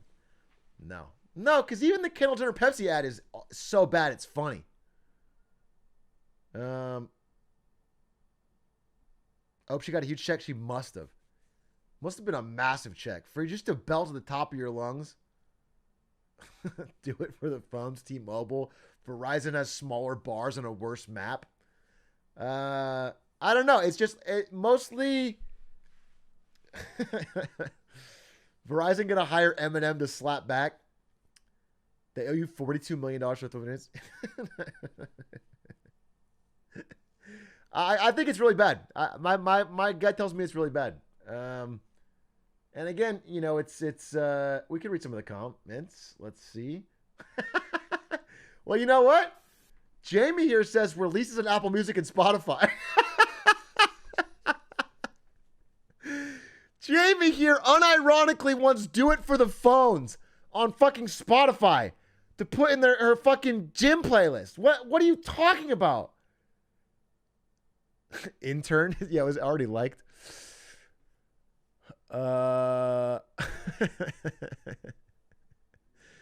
This is brilliant. I can't stop watching this. This is amazing. Great job, T-Mobile. I love me some Molly. This is fucking paid for, dude. Jalik Owens, you came out here and said this makes you want to switch to T-Mobile. Please put this on Spotify. Best song for an ad ever. This should have been the halftime show? Robert, the halftime show should have been Miley Cyrus singing about T-Mobile's coverage?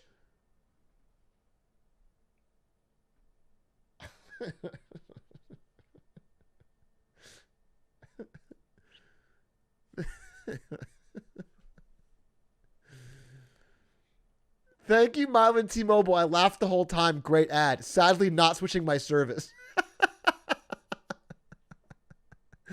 You couldn't get Connie to switch? No, I think that ad was bad.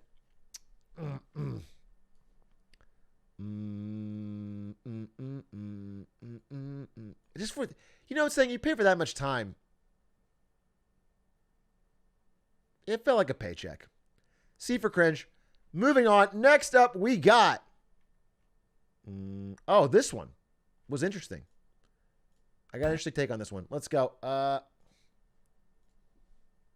They took out the dislike button? Yeah, they did. Yeah. All right, here we go. Barbie really wants this dream house. It's got stunning views and a slide. Barbie's ready for fun. So cool. And Barbie found out about this dream house with an alert from Rocket Homes. She did? Well, it's a super competitive market. Everyone wants to buy the dream house. Better offer Betty. I'll go 10 over asking. Cash offer Carl. Straight cash. House flipper skipper. Let's tear it to the studs. You vultures! You're gonna start a bidding war! This is less than ideal.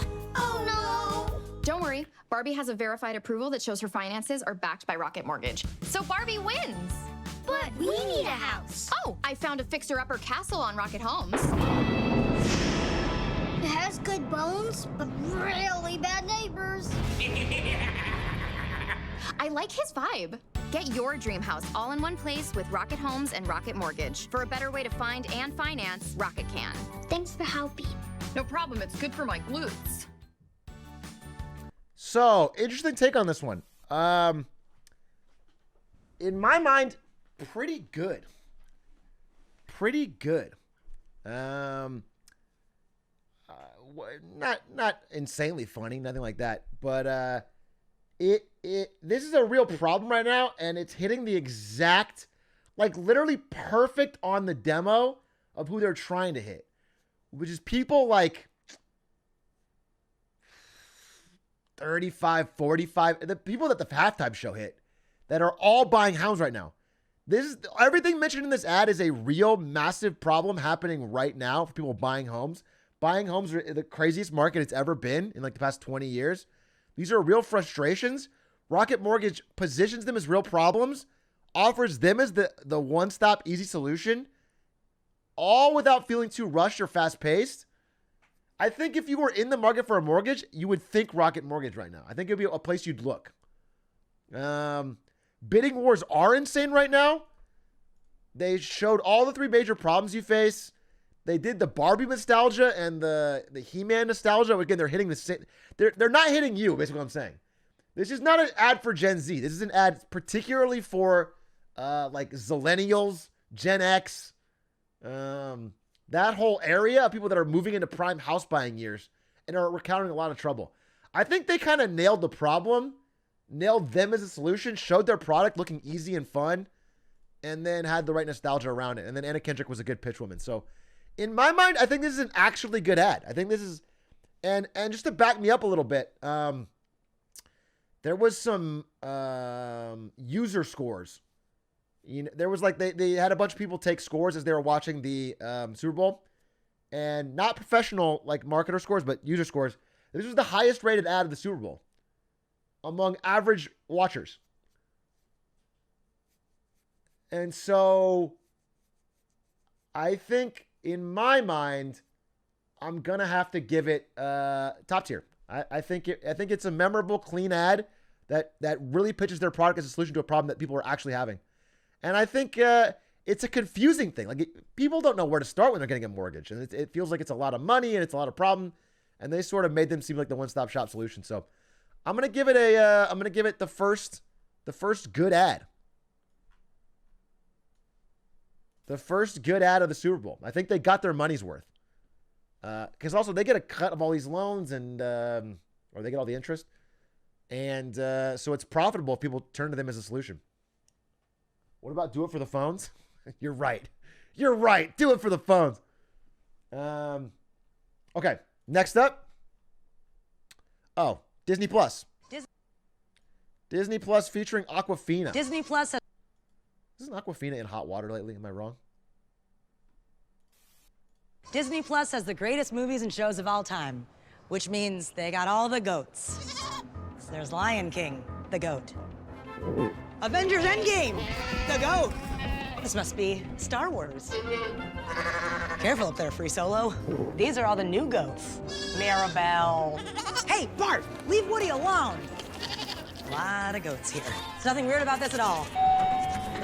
I'll get the next one. The greatest movies and shows of all time are only on Disney Plus. I thought that was really bad. Disney.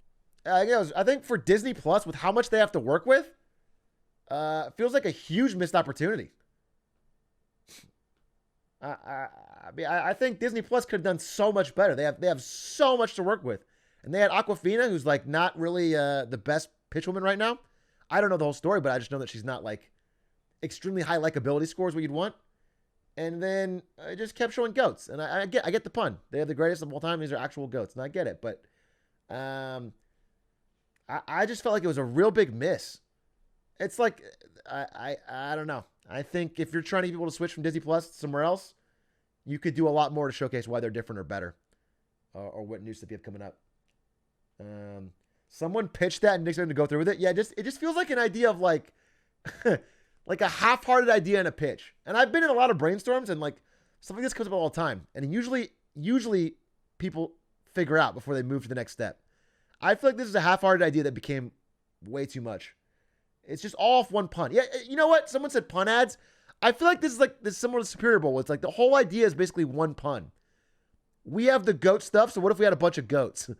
And it's like, okay, is there any other level of that? Is there any more to that that's going to make it stand out? I don't know. So I just thought it was a little off, and then I don't think Awkwafina, for how broad you're talking for the Super Bowl, was the best pitch woman. Yeah, I got to say, I think it's pretty bad. I think it's like low unforgettable. And they didn't show anything new either, which is like, you know, what you sort of want. I think people are really big about new shows when they're making the switch to a service. I sort of get the idea of saying they have so many classics that it's worth it, but I don't think they did a great job with it. I think it's just weak. For how strong Disney Plus is, this felt weak. So I'm gonna put it low. If I can find it. You guys see the goat ad anywhere? If not, we'll just get it when we get it. We'll just get it when we get it. All right, next. What do we got next? Oh, Sam's Club. Oh wait. Okay. Wait. Okay. All right. I'm gonna show you this ad. Yeah, this is okay. Yeah, let's do this one. This ad needs to be said.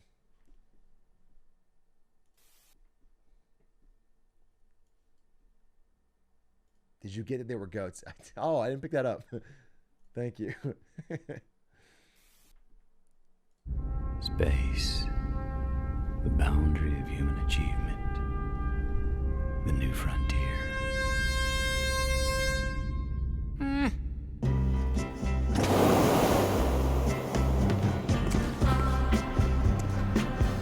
It's not time to escape.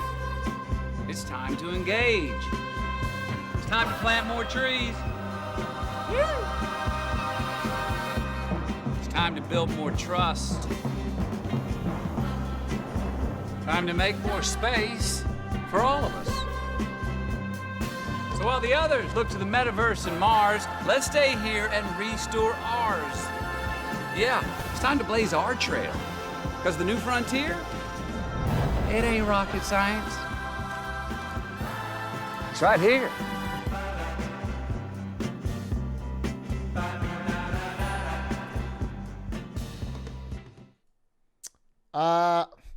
Fun ad. Matthew McConaughey, charming. Interesting stuff. Absolutely terrible. Absolutely terrible. I think it's the worst ad of the Super Bowl. Because it literally could have been replaced with any logo. The logo at the end could have been replaced with any logo, and it would have been exactly the same. I think that is literally the worst ad of the Super Bowl and one of the worst spends. There was absolutely nothing, not one small thing related to Salesforce at all. It was just a feel-good Matthew McConaughey speech and their logo at the end. Truly, and this is sort of backed up. They have the Kellogg study that's published after every Super Bowl from some marketers at the Kellogg School. This is also rated very lowly by them. I think there is just nothing about this ad that makes it a good ad. It is an interesting video from Matthew McConaughey. Yeah, it's $7 million to make a small dig at Facebook. And they spent more than that on the millions to get Matthew McConaughey. It has nothing to do with the product. It is a terrible sign when you could actually change the logo at the end and it would make no difference. So, yeah, I got to say, as much as like there was nothing inoffensive about it, there was nothing offensive about it, nothing cringe about it, well done. It was a terrible ad. And I have to judge it based on an ad. And as an ad, it was, I think, my worst. One of my worst. Probably my bottom three. So I'll put that. I don't even know where it is. Matthew McConaughey in a hot air balloon. Matthew McConaughey in a hot air balloon. I'll have to find it later. Solid speech? Yeah, speech fine. Great speech. good for him. He basically got to look cool and give a nice uniting speech in front of everybody. But I don't think it helps Salesforce one iota. We can't find it. We'll move to the next one. Okay, let's see. Oh, DraftKings. By the way, big year for crypto and gambling. If there is a difference, they were both well represented. Gambling being legal in many, many states has opened up a massive industry. This was the most gambled on Super Bowl of all time. There was like $36 billion bet by Americans on this Super Bowl. Really, really, really, really massive growing industry. Gambling bigger than ever, especially sports gambling. Let's see how DraftKings respond to that to get a piece of that pie. They say fortune is fickle. Wrong. I just know what I like! And it ain't settling for 3. Because life's a gamble. Name is guaranteed. Gamble. Evil, gunning it for glory. Gamble. Love. Gamble. So let's make it interesting. I put $1 million in up to 5 DraftKings sportsbook accounts. Lay it all on tonight's game or kiss it goodbye. Hello, Fortune.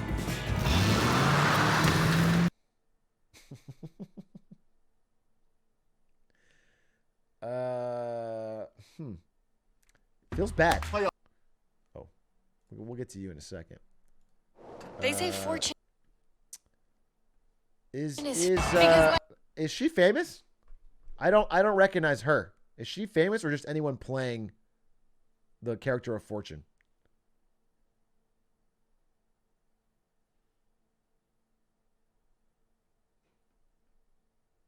This is a non-celebrity. That's my mom. Yeah, I feel like she wasn't good for this.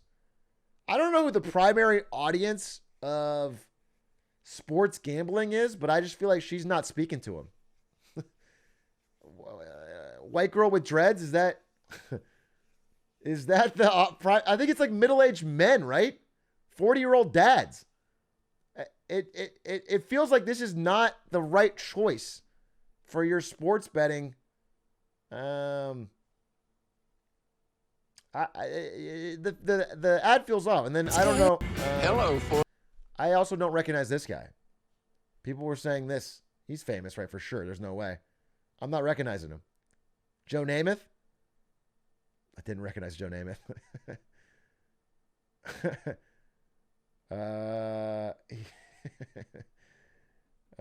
Yeah, famous QB. Yeah, no, I understand. Legend, but I don't recognize him. I'm not even a huge football guy. And he looks old as fuck. But I mean, this part's fine, I guess. He looks like he's CGI. Yeah, he looks like he's in Polar Express, dude. He looks like he's in. His face looks CGI.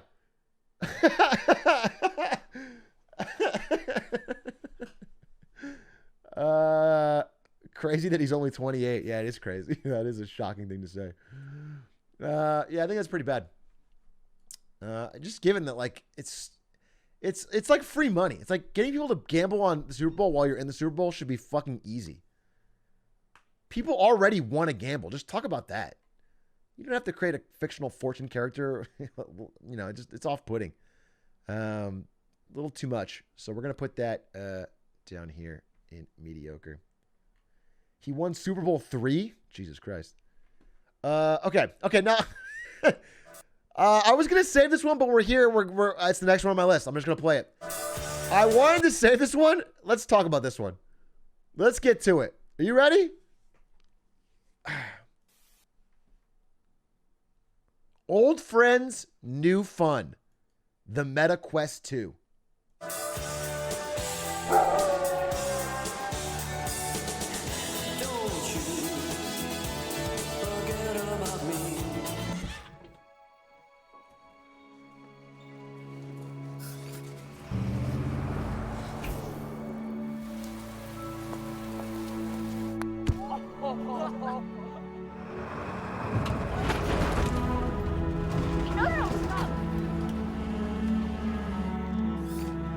Closing time. Get out, please. Stop playing, please. Let's go, folks. Come on. You two of them. Let's go.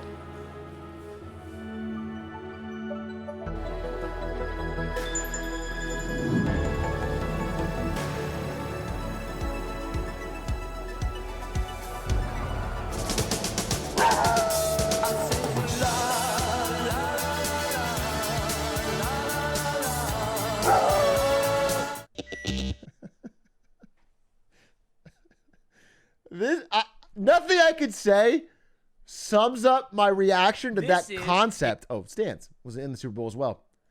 Nothing I could say sums up my reaction to this ad and the concept of this ad better than this tweet. So I'm just going to show you this tweet. Everything you loved, everything you have will be taken from you, and there is nothing you can do about it. You will lose all of it. But with these goggles, you can enjoy a fake version of the world you remembered, probably while alone. We are meta. That is literally the concept for this incredibly strange, off-putting, dark ad. What the fuck were they thinking? This is... I swear to God, I don't know what is going on in the marketing team at Facebook. Their brand is already so bad. This ad was so weird. Just like extremely depressing, torn from his friends. Everything goes to shit.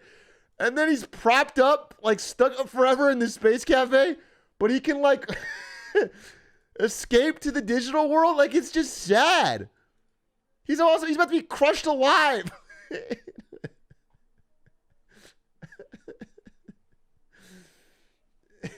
It's San Junipero for furries. That's a good one. No, I thought about this more. And I thought, well, you know what? Maybe the world is kind of a sad place. Things are getting crazy. Maybe this works as an ad. But and you know, the dog doing this bark is kind of fun. I won't lie. You can't not like that. But I gotta say, for what Meta needs to win people over on the concept of the metaverse right now, because again, they're about 10 years early. I think they need more than this. I gotta say, outside of this awesome bark at the end, this is like a depressing ad for most of it. And I don't think you want to position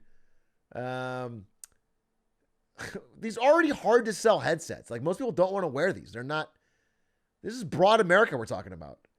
I think this ad makes it seem weird and off-put. And also, like, the tech they're being associated with here is like old, not dated. I don't know. I think this is one of the worst concepts for an ad that I've seen in a while. It just felt very dystopian, sad, and soulless, which is like exactly what people criticize VR and the metaverse for being. It feels like it played right into every criticism. Oculus sells like crazy now? No, it doesn't. No, it's selling terribly. For what they need, it's moving like only a few million a year. They're selling bad. They need to sell way more to make for a company-wide pivot.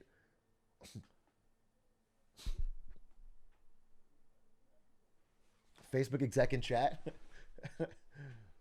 Sells crazy for VR. Yes, for VR they're doing, but VR itself is selling quite poorly. They need to grow the entire category. This image is meta right now.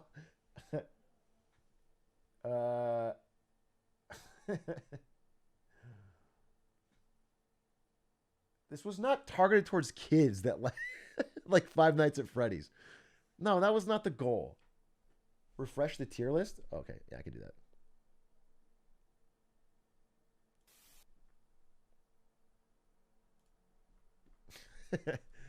that. Yeah, for me, this was pretty bad. This is one of my lowest of the whole thing. I was pretty shocked by it. Let's see if we can refresh.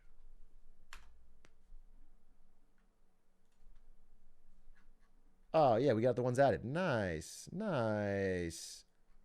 Nice. Kevin Mason helped it out. Okay, great. DraftKings.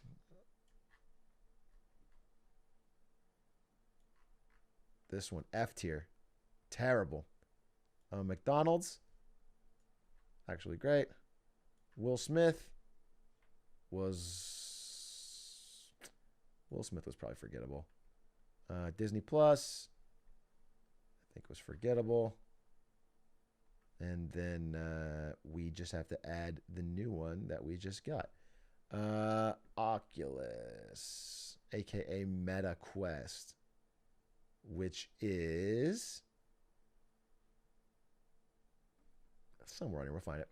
Okay, next up, we got the Manning family for Caesars Sportsbook. Speaking of gambling, another big gambling ad. Live in-game betting came to me in a fever dream. Peyton, I love what you and Eli are doing on Monday nights. Thanks. It's a lot of fun to do it with him, Cleo. This gravy is outstanding. I just love the look of the Caesars Superdome. It was all Cleo's idea. She's the brains behind Team Caesar. Yeah, we knew that. Caesar tells the jokes around here. Now, which one of you legendary quarterbacks is going to pass me the gravy? I said legendary. It's okay. Here you go, Caesar. Thank you, Eli. Super forgettable. Super forgettable. Nothing wrong with it. Just super forgettable. I mean, that last joke's funny. Last joke's funny. Kind of a fire joke. Yeah, joke's fire. I just think they didn't mention anything about betting, which is what it's all about. Caesar Sportsbook. What's the ad for? It's for Caesar Sportsbook, which is like the Casino Caesars. But they didn't really talk about that at all. It was just like this whole setup about them being Caesar, and just fine. Fine and forgettable. I don't think you're more or less likely to gamble there if you're a gambler. So that's where we'll put it. Forgettable. Pretty easy. I think most ads should fall in here so we can move through those pretty quick. We'll see it when we see it. There it is. Boom. Boom. And then someone said MetaQuest was right around here. But I don't see it. Oh, this one was fucking forgettable. Radar for Meta. Oh, there it is. Got it. Got it. Boom. Okay. Kevin Hart for Sam's Club. Bro, I literally think Sam's Club created the scam. We should have kept a tracker. How many of these ads today have had a celebrity in them? I feel like 95%. I think it's been 95%. I can't think of it like all but like two or one. Even the avocado one has celebrity playing Caesar. Kevin Hart is great. Well, let's see. Let's find out. Sam's Club created the Scan and Go app just for me, so I can scan my stuff and skip the checkout line. Because that's what VIPs do. Yeah, same. Even my stunt double has a stunt double. How VIP is that? Scan and Go was made just for me, people. You know what was made for you? The line. Look at this. Got a little VIP lounge for me. Guys, he's doing it again. You smell that? That's VIP air. Go ahead, breathe it. Wait, no, don't do that. You're not VIP. Breathe it back out. Breathe it back out. Good ad. Kevin Hart's good pitch, man. Good ad, solid. You got 30 seconds. He makes funny jokes. They show Sam's Club. What more do you want from an ad? Good ad. Good charisma. Makes fun of himself a little bit. Decent concept. He's arrogant. Thinks he's a VIP. It's good. But you get all the service. It's good. Just solid ad. What can you say? Nothing groundbreaking. But if more companies did that, they'd get more return on their money. I think it's totally fine. Kevin Hart came through in the clutch with a solid ad. Let's put his ad right up here in pretty solid.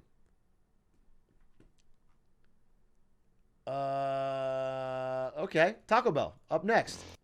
Taco Bell, always a big sponsor of major sporting events. Let's see how they did with their Super Bowl. I actually didn't catch this live. I did not catch this live. Let's see if it's good. Costco greater than Sam's Club, though? It's not, you're fine. You have your own preference. It's not, we're ranking the ad here, not your own personal preference on Costco versus Sam's Club. That's what it's about. Okay? If Taco Bell is a good ad and you're like, well, actually, I prefer Del Taco. I don't care. I'm not ranking their tacos. You understand? Okay. All right. No, you guys cool. Oh, you guys get it. All right. You guys are cool. Taco Bell. Let's see. Attention students. The ice cream machine is still broken.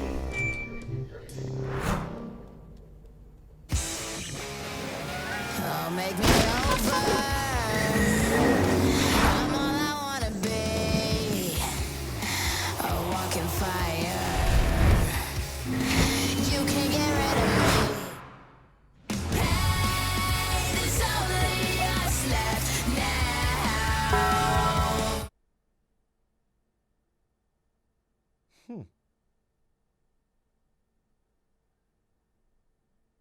Taco Bell's queso. My first take is that was bad, but I'll be watching it again. Attention students, the ice cream machine is still broken. It feels like a... I don't know.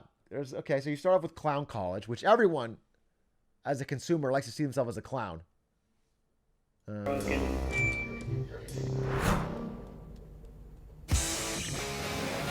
Oh, make me over. I'm all I wanna be. A walking fire. You can't get rid of me. Hey, there's only us left now.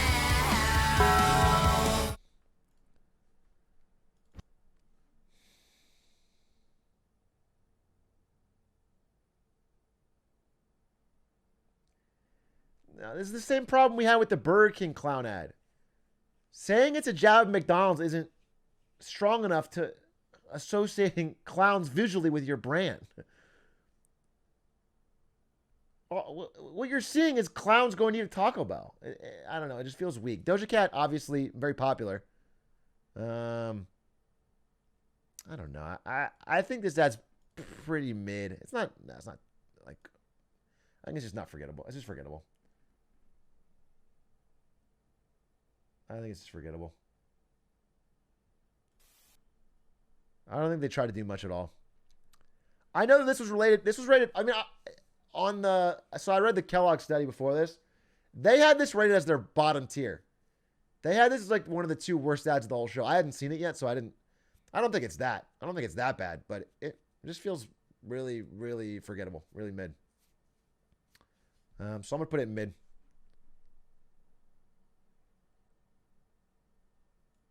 It feels like, you know what it feels like? This feels like a massive waste for the Super Bowl. You know, for $7 million, this has got less views than a fucking video on my channel, dude. This is Taco Bell's official channel. Bro, I could make a fucking Hitman clown fart video double this.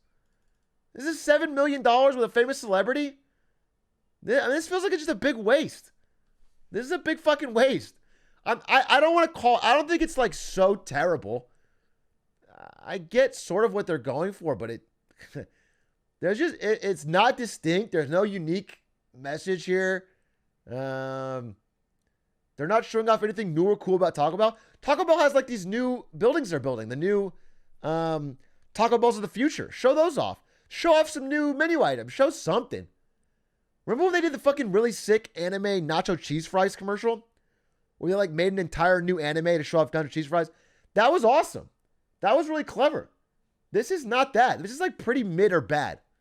So I think I'm gonna put this down in cringe the more I think about it. But I don't think it's like F tier bad. It just feels like a massive waste.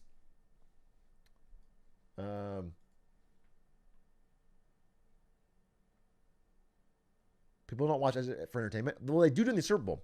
That's the thing. Super Bowl is the one time a year people do pay attention and watch the ads for entertainment. So you have an option. You have an opportunity there to try something. It's one of the rare chances you get as a marketer, actually, to spend that extra money, and then people will actually pay attention and watch your full ad and like with focus. And they blew it, I think. All right. Deion Sanders for Oikos yogurt. Again, another celebrity. Let's see what we got here for this yogurt commercial.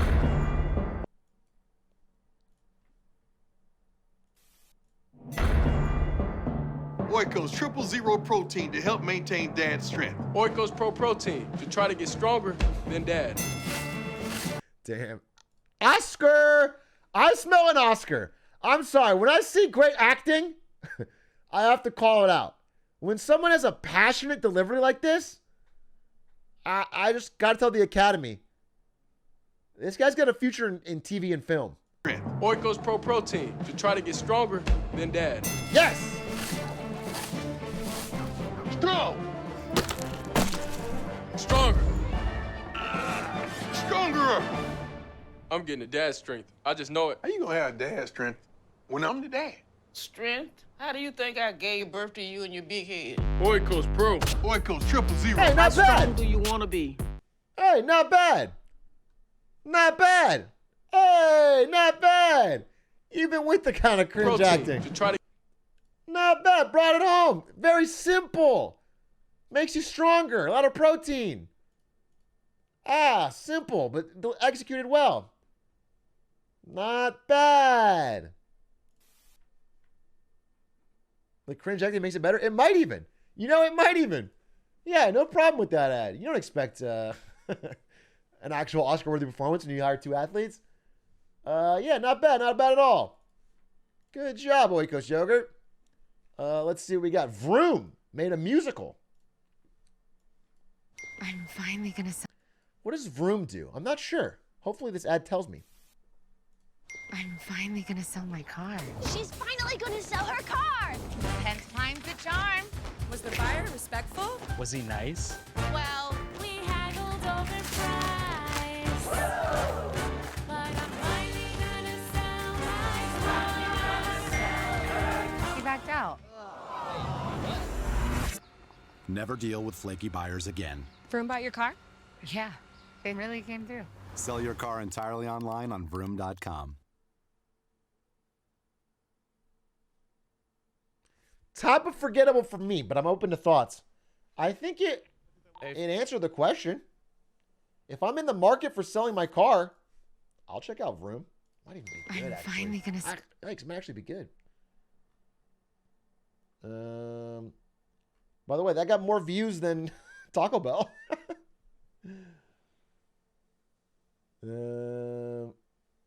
It's so generic. The problem is it's so generic.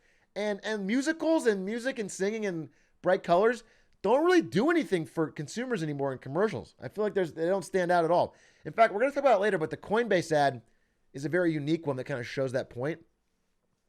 The more loud and busy your commercial is, people are actually more likely to just tune out. There's a lot going on. They have phones, bro. They had the same ad last Super Bowl. But June on Air has a great point. And that's sort of why I like this ad. June on Air said, I knew nothing about Vroom for this commercial, and now I know their whole business model. And that's pretty clever. For 30 seconds, you go in knowing nothing about Vroom, and now you know exactly what they do. That's pretty, with no celebrity, I have to give it a pretty decent mark for that. That's the whole job. They have an audience of millions, and they got the job across. I think if you were in the market for that, you would perk your eyes up and check out Vroom. So, you know what? Maybe bottom of pretty solid, Vroom. Maybe you got bottom of pretty solid on this one. Maybe you get cut later. We'll see. Let's compare them to Carvana, actually. Let's compare them to Carvana and see if that...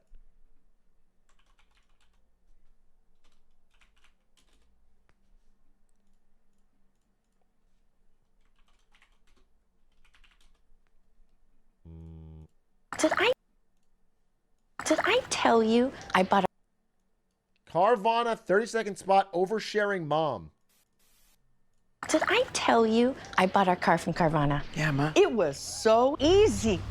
I found the perfect car. Under budget, too. And I get 7 days to love it or my money back. I love it. I thought online meant no one to help me. But Susan from Carvana had all the answers. She didn't try to upsell me. Not once. Because they're not salespeople. Where do you guess who just checked in on me? Mom. Susan from Carvana. We'll drive you happy at Carvana.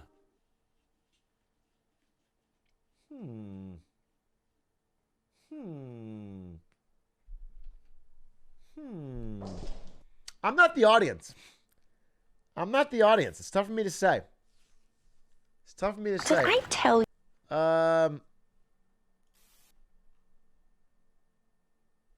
Views pretty good. Look at, they have 20K subscribers. It's got 500,000 views.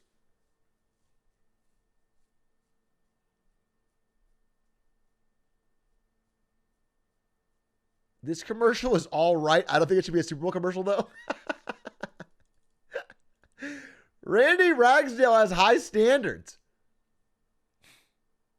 Check the likes. 190. So they paid for it. Desperation commercial from a company bleeding cash to stay alive. Wait, I just bought 2K of Carvana stock because of this stupid commercial. Hopefully it pays off. If you think the commercial is stupid and they spent $7 million on it, why are you buying their stock? What the fuck are you talking about?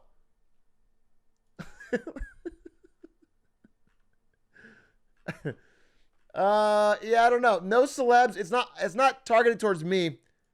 I could see some people thinking it's cute. But I found it to be pretty bad. It's tough calling this one. Tough calling this one. I thought the other one was better. I think the other one was better for sure.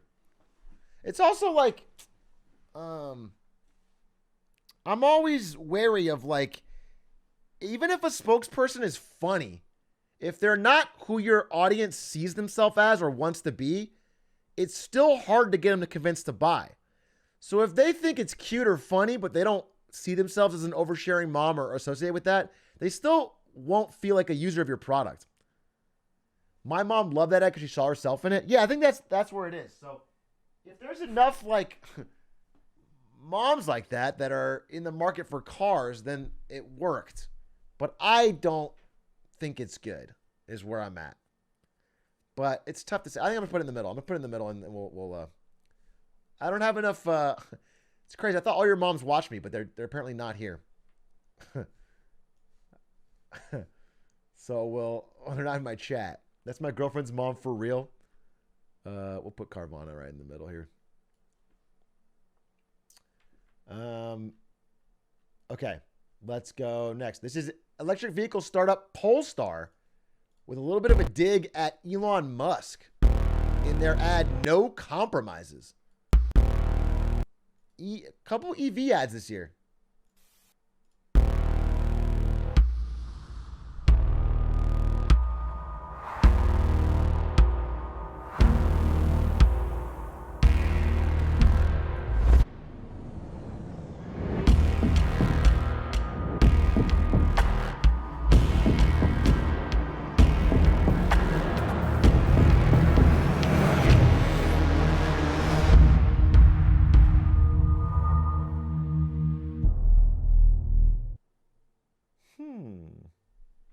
Someone said, I don't read. Really? You saw this amount of text and you said no? Yeah.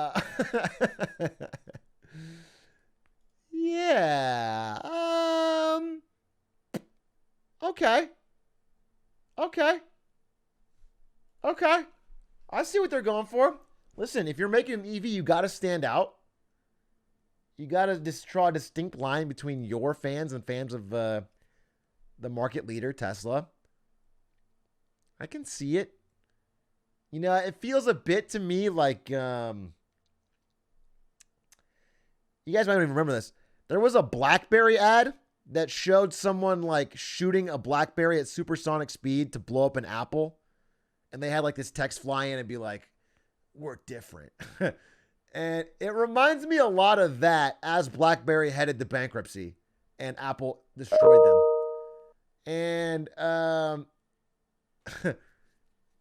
And this just feels like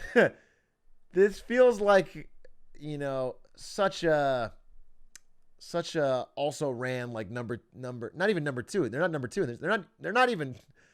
I mean, where does Polestar rank on EV sales? Polestar yearly sales. Yeah, they sell like 20,000 cars a year. That's nothing, dude. They're like brand new. So yeah, I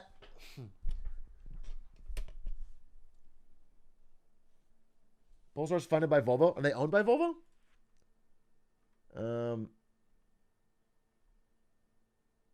Anyway, they could be growing. I don't hate it. I definitely don't hate it. I think I just feel like their positioning is kind of. I just get vibes of other companies in similar situations, but I think the ad's fine. I think the ad's interesting.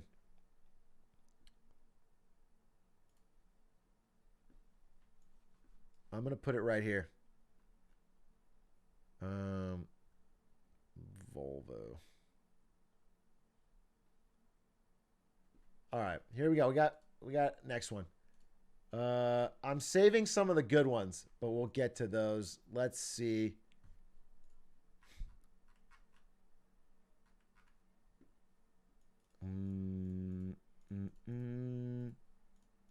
How about Larry David? Speaking of crypto, the one and only Larry David really surprised people.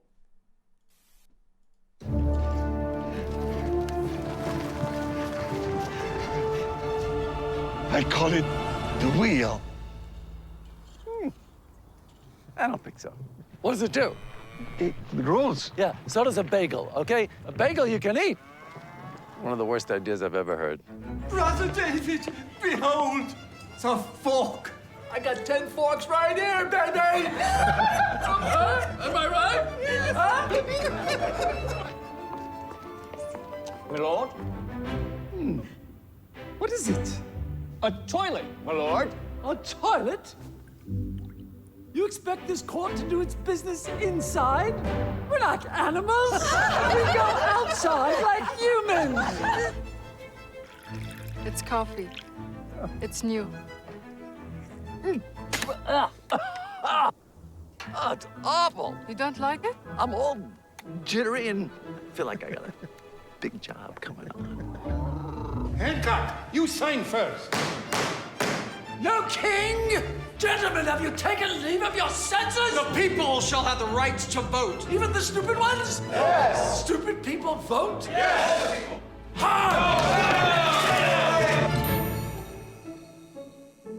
Edison, can I be honest with you? It stinks. Does your wife know what's going on here? She knows I go to work. You're wasting your time, and it's sad. You might as well put the dishes in the shower. Hey, Catherine, what's cooking? We're putting a man on the moon. Are you out of your mind? I can't even get tuna without celery. Nobody's gone to the moon, ever. Why not? It's too far. It's far. It's really far. It's far. 我々の未来はフータブルミュージックです。バカか、バカか。わかるだろう。わかるだろう。わかるだろう。出て行け。未来言うのか。怖いんだ。バッタリがいつも言えるぞ。バッタリどこ。バッタリ。Like I was saying, it's FTX. It's a safe and easy way to get into crypto. Yeah, I don't think so. And I'm never wrong about this stuff. Never.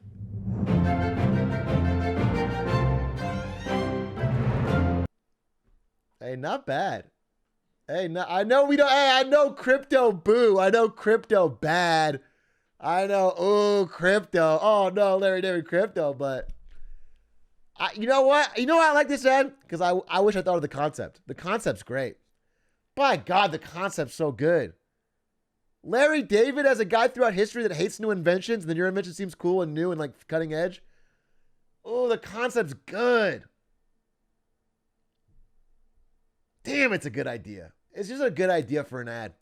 And so I have to give it some credit. I know we're not big crypto heads here, but positioning yourself as the next big thing, positioning your critics and your opponents as people that are kind of like stuck in the past and have said, and like making it seem like history is on your side. I mean, it's all a really clever thing for a crypto company to do. I'm impressed. I think it doesn't say anything about, what I think about the product, but a little long, but I think this is longer than the one shown in the Super Bowl. I think this is an extended version. But it also tells me that goddamn these crypto companies have a lot of money. FTX just spent like $300 million getting the naming rights to TSM, and now they're buying They're buying this fucking full-length, massive Super Bowl spot. God, they got a lot of money. It deserves S tier even though crypto sucks. Listen, I think I might put it in S tier. I think, first of all, this is one of the first ads so far that have felt very Super Bowl-y. You know what I'm saying? It felt epic. A lot of scenes, a lot of jokes, big, full story.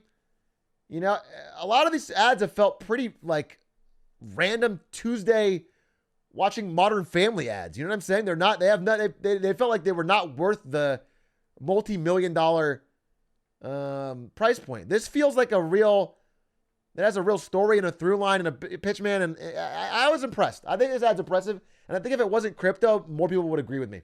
But I'm going to have to give it S. I think it's bottom of, or somewhere in S. I think. And also, like, what a great casting choice. Larry David's the perfect casting choice and like commits. He's not half-hearted. You know, he commits.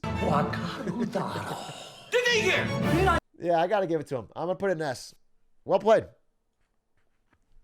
I don't think I'm going to start investing in crypto, but I got to give the ad props. Really good idea. I mean, we could have used that idea for NVIDIA. That's just a good idea, dude. Larry David yelling Baka makes it S tier. I have to agree with you. Okay, Liquid Death. Liquid Death.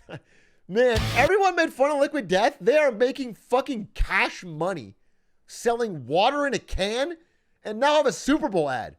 It's crazy.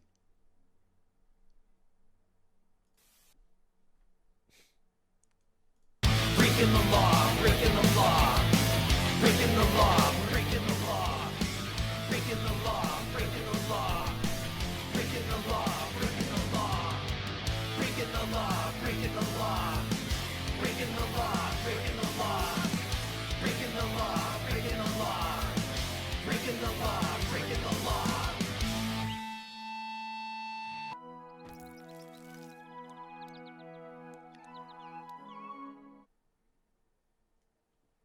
It's water. It's literally water in a can. If you guys don't know, it's water in a can. This is similar to crypto ads where I think the product is so stupid that it's tough for me to yeah,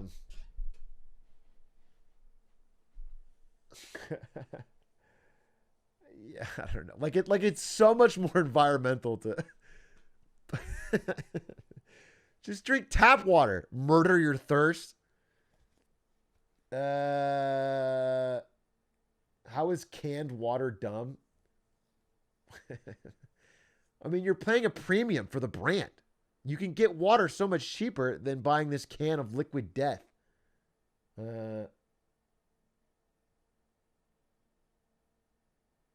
Death to plastic. It's tough for me. I don't know. Where do you guys stand on this one? I've never bought Liquid Death. People buy it. It sells pretty well. Liquid Death sales. Yeah, they keep raising more money. And I wonder who it's. The only thing I would say is I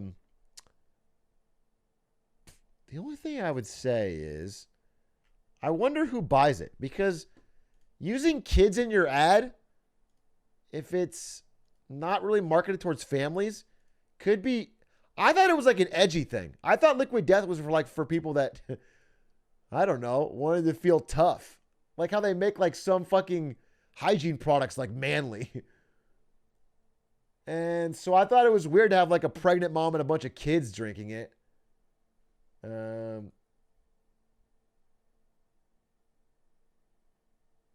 point's like it's faux edgy.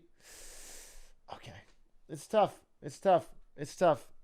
It's because it looks like beer. No, I get it. Believe me, I get the concept of the ad. The kids are drinking, but it's just water. And she's pregnant, it's just water. And I get it. I just I think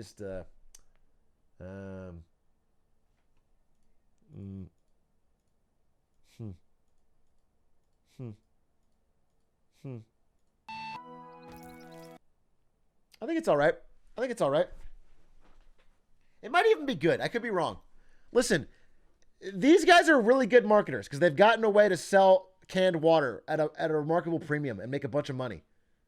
So they clearly, it's a pure marketing company. There's no product here. It's water in a can. It's a pure marketing company, and they're doing pretty well. So I have to give them credit I just don't know that I particularly like this ad. It didn't resonate with me, but it's not my opinion that matters, or not my personal opinion. It's like, is it a good ad? I could sell water in a can. I don't think you could. I don't think you could.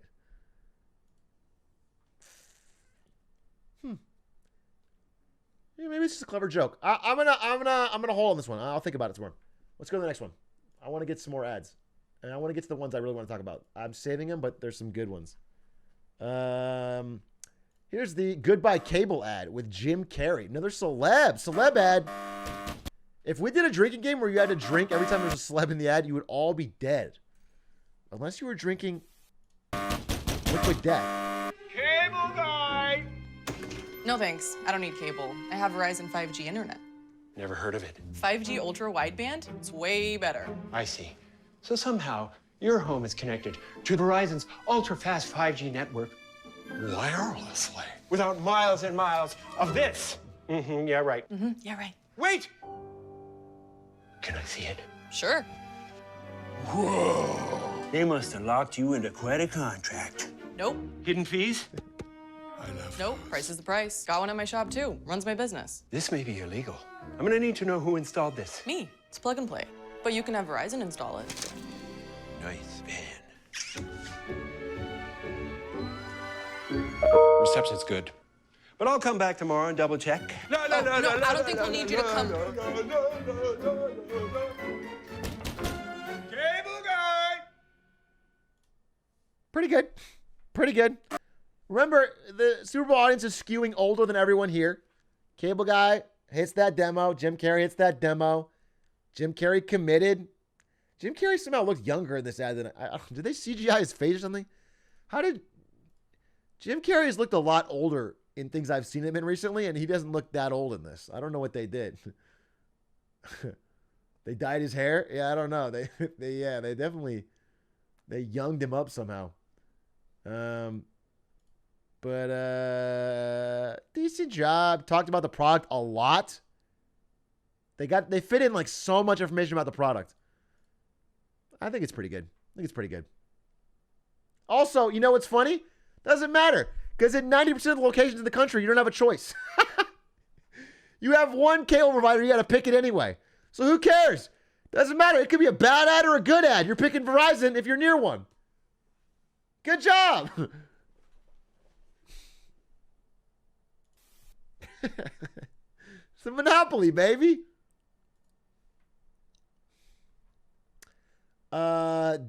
Speaking of, here's another. That was for Verizon fiber. Let's see about AT&T fiber.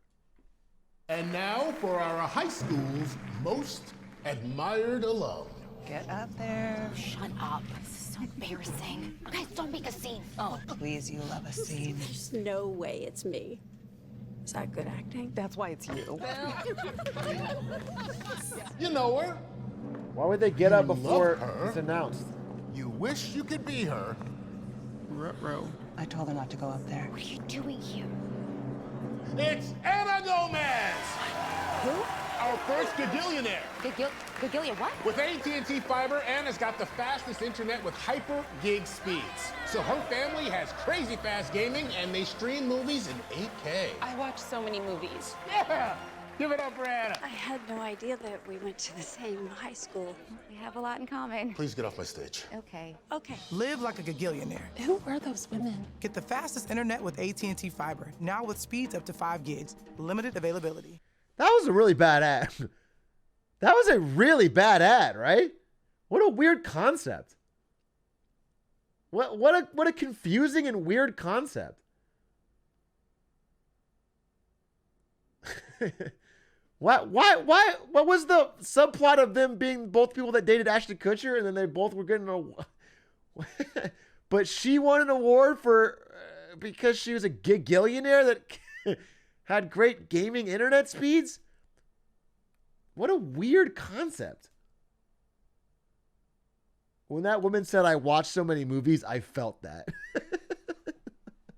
Let's hear it one more time. And they stream movies in 8K. I watch so many movies. Wow, that was powerful. No, that's a bad ad. That was a bad ad, dude. That looked too expensive and had too many Too much in it for what they had. Pretty weak.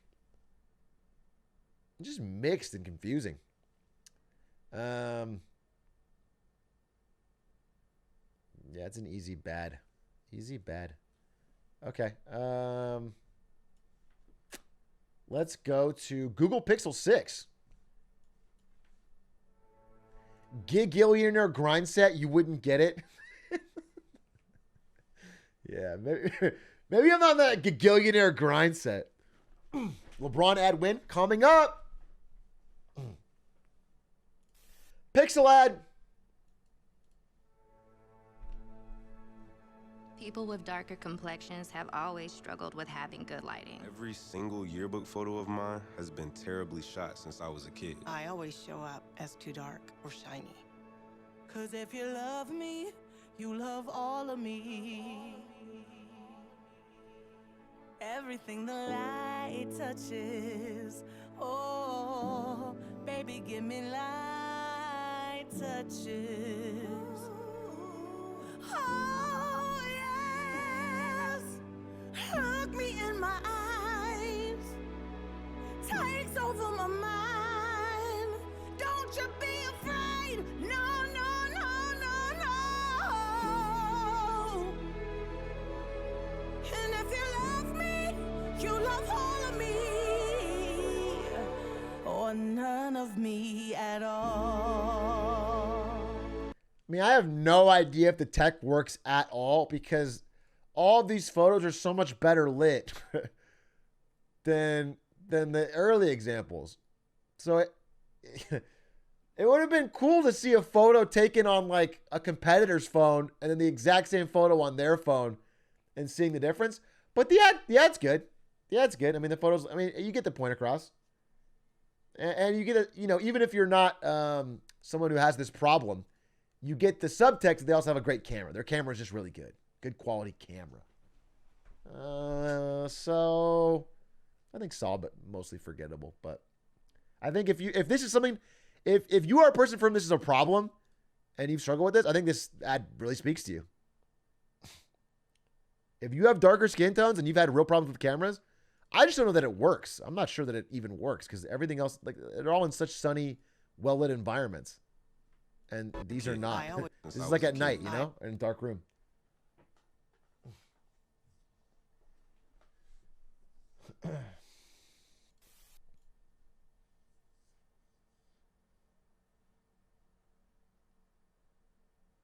Very lit up and super close up. Yeah, exactly.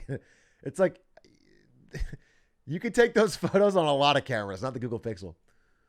But that's not me thinking too much into it. So I'll give it a medium. Next up, we got Planters Deluxe Mixed Nuts. A lot of celebrities. My God. Why do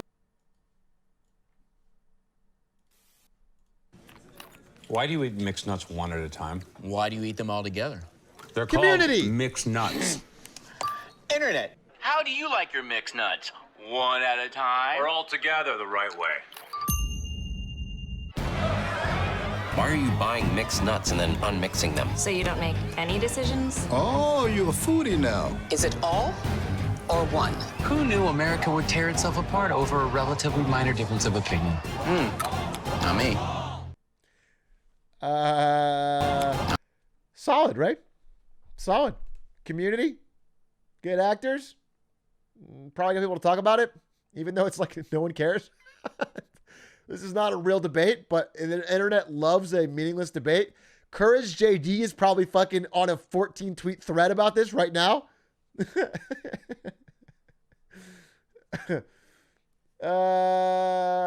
It's probably fine. People in chat are already picking sides and teams. People like debating things that are not politics, and so they'll probably talk about mixed nuts. They should have thrown in a D's nuts reference. If they got all of America with a D's nuts, that would have been legendary. Poll it? I'm not going to poll. I don't care. That's playing into the fucking ad. I'm not going to. No, I don't care. Obviously, I don't care I'm not going to fall for their ad. I'm definitely putting it in forgettable. I'm not putting it in good. I'm saying it's not cringe. It's just mid. Damn, I don't even think we have this ad on here. Okay. Okay. Oh my God. I hate this company on principle, so it's going to be tough. I hate this company more than I hate anything. It could be like literally, I'd rather have an NFT ad than this. This is, okay. All I do is win, win, win, no matter what. Got money on my mind, I can never get enough. And every time I step up in the building, everybody hands go up. And they stay there, and they say yeah, and they stay there up, down, up, down, up, down. Cause all I do is win, win, win. And if you going in, put your hands in the air, make them say that. Every time I step up in the building, everybody hand go up. Never lose confidence in how you run your business. Intuit is bringing QuickBooks and MailChimp together to help you set up and grow. That's not happening. New business? No problem. Man, I love this set. Yeah. That ad needed DJ Khaled. He brought so much, that ad. So much charisma. Yeah, that ad was... that was dog shit, dude. What a busy, confusing mess of a ad. That barely shows the product, doesn't sell you on the product, and also it's from a company that's just like so cringe. It has caused, through lobbying, so little progress on any taxation in our country. What does the ad do? Well, QuickBooks, it's like if you own a business, you can keep track of your finances and your spending. And then MailChimp is for running a mail list. It's for business owners, but it's just really bad. It's like it's a messy, confusing ad. And you know what's funny? There's I don't know if this was a Super Bowl ad, but there's a really good like TurboTax ad. This is it right here. Watch it right now. Not really good, but compare this ad, which has DJ Khaled, a bunch of random stuff, multiple different songs playing, and then this one. TurboTax Live matches you with a tax expert who is right for you. So you're a perfect match for a freelancer who just bought a home that's also her office? That's right. What if I actually have no idea how to freelance, but I invest in crypto in my hometown of Gravity, Iowa. Then I'd say you're down to earth and help you report your gains and losses. What if I work in London, live in New York, shot a Super Bowl commercial in Los Angeles? Then I'd say congrats. I can sort that all out for you. Thank you kindly. What if I, what if I really am a freelancer who just bought a home? Then you can still hand your taxes off to me to get your maximum refund. Wow, you really are my perfect match. I hate Intuit either way. I just don't like them as a company. But I will say this ad was so much better. It's just so much clearer what problem they're solving. And people have this problem. It's a real problem. Especially now, it's rising. People have a lot of different unique tax situations. And they are looking for an easy solution. And there's only really one good game in town at the scale of TurboTax. And so it's a pretty good ad. I think this ad is really solid, and the other ad was really terrible. And they're from the same company, which is crazy. I swear to God, I am not going to pull the nuts. And I just think it's so fucking annoying. I've never, ever, ever given into this ever in the history of my fucking life. And I won't now. And I will ban you. I don't care. And I find it so annoying. And I don't know why people come into my chat and do it. I hate spammers. I think spammers are so fucking cringe. I think they're cringe. They don't know when to end a joke. They fucking ran the same joke into the ground for fucking 40 minutes. It's insane. I can't stand them, dude. I can't stand them. It's the same fucking joke. We got it. All right, next one. I gotta get the next one. Okay.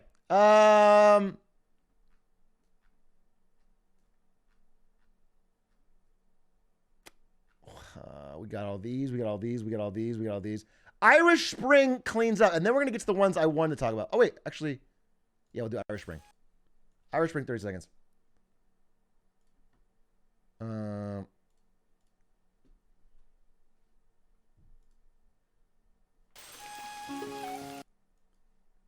I didn't see this one.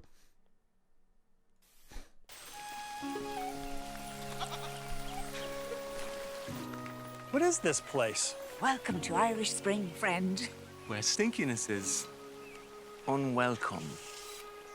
Bad smells must receive their correction. Cast thy smell away! Cast thy smell away! Irish Spring. Smell from a nice smelling place. Is that...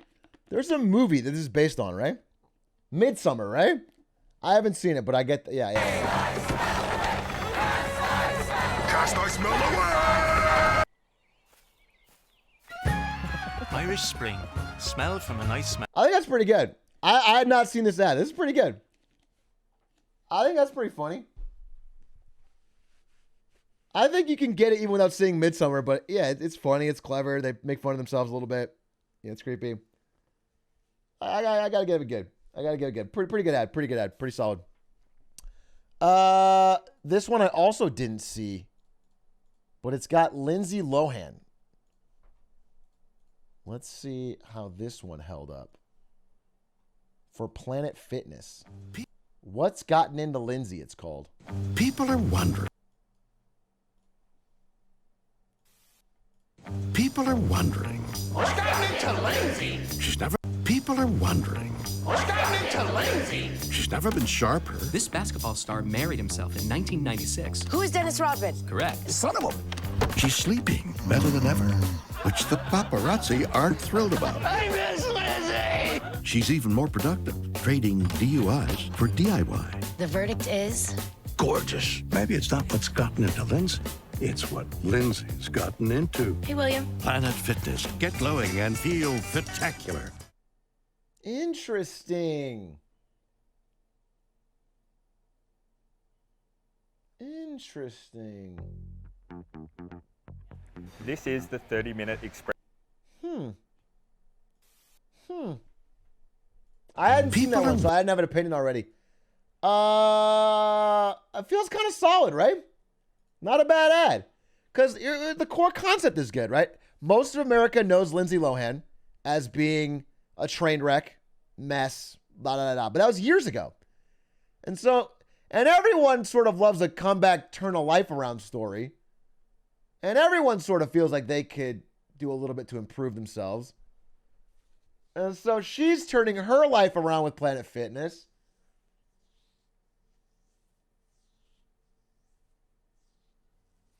I like the concept.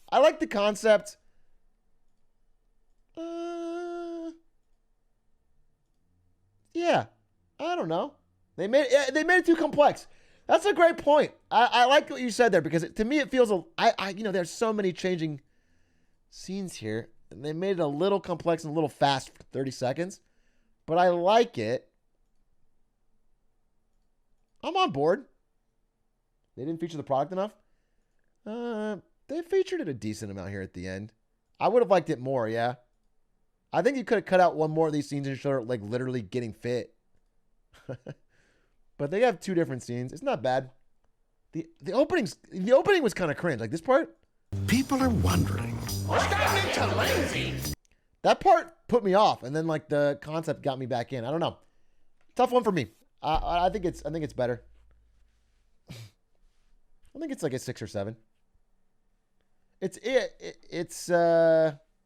advertised as a gym for everyone, right? It's a judgment-free zone, gym for everyone. Feels like a decent casting choice. Dennis Rodman carries. He's in it for like 0.3 seconds, but yeah, it seems funny, I guess. Okay. Now we're getting down to the ones I wanted to talk about. We could have saved it for the very end, but let's start with probably the biggest story of the ads.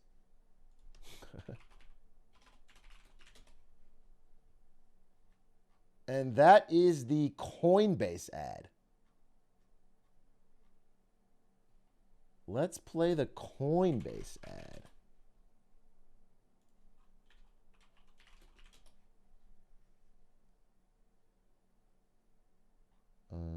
Here it is.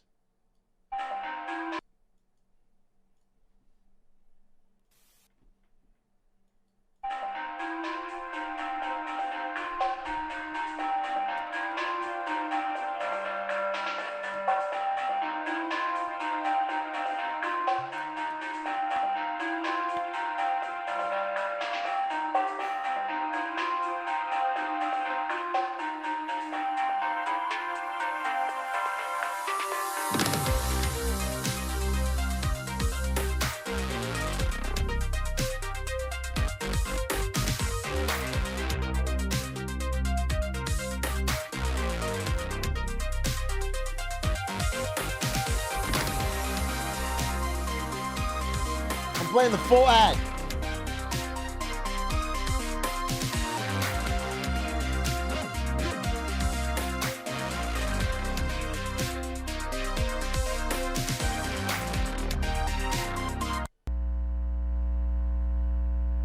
That's the full 60-second, $14 million ad, costing them tens of millions more because everyone that signed up, they gave $15 in Bitcoin.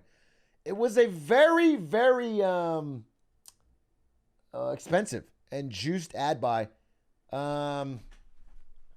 Satisfying hitting the corner at the end. I gotta say, couple things went wrong. Number one, their website went down immediately. So despite driving insane amount of traffic on the day, they didn't tell any story with the ad. So there's no recall later, you know?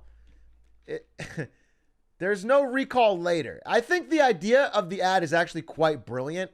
It's a really creative way, and it takes a lot of risk. It's tough to pitch his idea and get it approved and spend a lot of money to show a bouncing QR code for a full minute. The fact they did it made it stand out. It stood out. It was one of the most talked about ads. It was one of the highest rated ads. Coinbase installs jumped to number 2 on the App Store the night of, so it was demonstrably successful. I think it's a very good ad. I think they did not coordinate well with their tech team because having the website go down defeats a lot of the purpose. I think it really, really cuts into what they're doing. But people at parties were getting their phones out, scanning it, talking about it. It definitely broke up the noise. Again, you're competing with other amazing commercials with huge budgets and big celebrities. It's hard to win by picking a bigger celebrity and getting more celebrities and getting more colorful and more song and dance. It's hard to stand out from the pack. And this one stood out from the pack, which is the hardest thing to do. It's very distinct, very creative, very distinct. I have to give it big props. Having the site go down, give it lots of attention. Not as much as getting tens of millions of people to direct go to your website and use it. People aren't as likely to go back.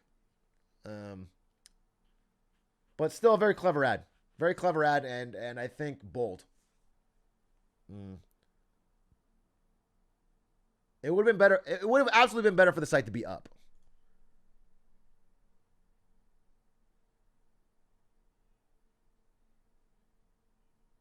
And yeah, if they had done anything else, it would have been definitely worse than the FTX ad. That's a good point. That is a good point. You know, the FTX ad for the crypto ads was very good and well done, and had a great different scenes and story. It would have been tough to top that. So they went a completely different direction, and that's it worked really well. It was the most talked about ad. It was probably the most distinct ad. I have to give it high marks because it just worked. It worked. As for the marketing team's job, they did a great job. They got people they drove direct traffic to the website in huge numbers. And they incentivized it with the Bitcoin giveaway, so everyone started to actually sign up.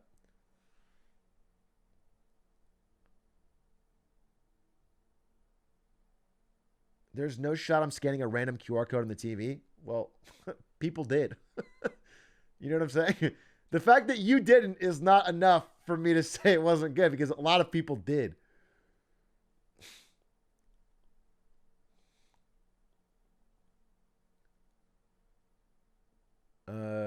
it was fun to scan it. Yeah, people did. A lot of people did. I mean, tons of people did in the chat. It should have been 3 mini ads throughout the night. I think the unbroken 1 minute of bouncing gives you time for be like, what is going on? You know, if you're on your phone or looking around or getting wings or walking around or whatever, you might not notice it, but the 1 minute, and it gives you time to scan it as well. I think they did the right play. The buying $14 million of ad time to show that is bold, and it made it stand out. It made it pretty good. So I'm going to give that high marks. I'm going to give that top tier. We're going to put that in actually great. And I think it was. I think it's one of those memorable ads of the Super Bowl, and the one people will talk about most likely. I think if we get to next year, a lot of these will be forgotten. This one probably won't.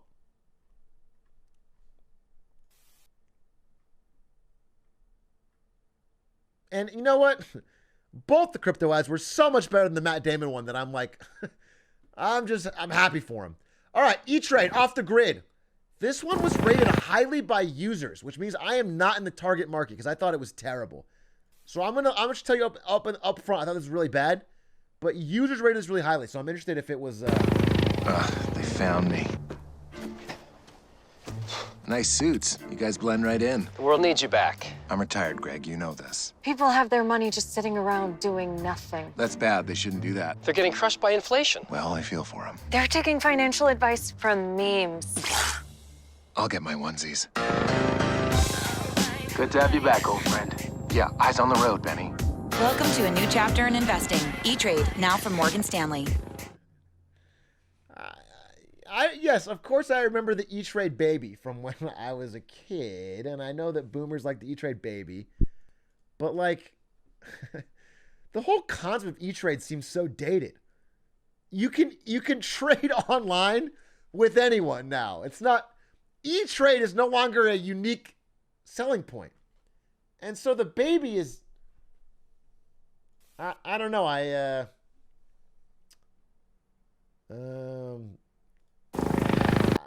it's tough for me to say. Comments are turned off, so I would love to read the comments. It's on trending.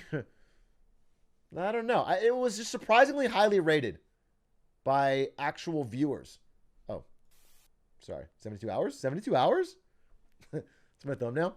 So I don't know. I guess I'll give it high of forgettable. All right, we're down to the last few ads that I have on this list. Oh, so last year, Budweiser sat out the Super Bowl. They could not find a way to make what they were doing appealing in the environment of the last year's Super Bowl. They didn't know how to tackle it. This year, they are back. Took a year off. What did they come back with? For Budweiser, one of the longest and most storied Super Bowl brands, what did they come back with?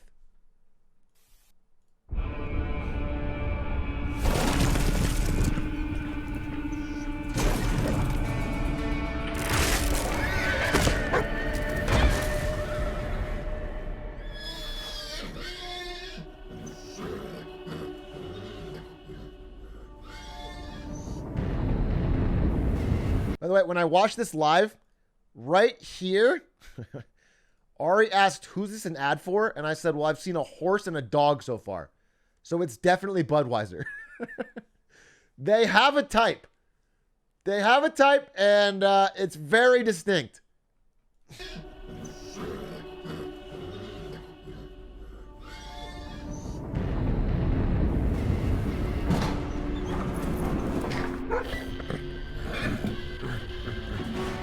Poor horse.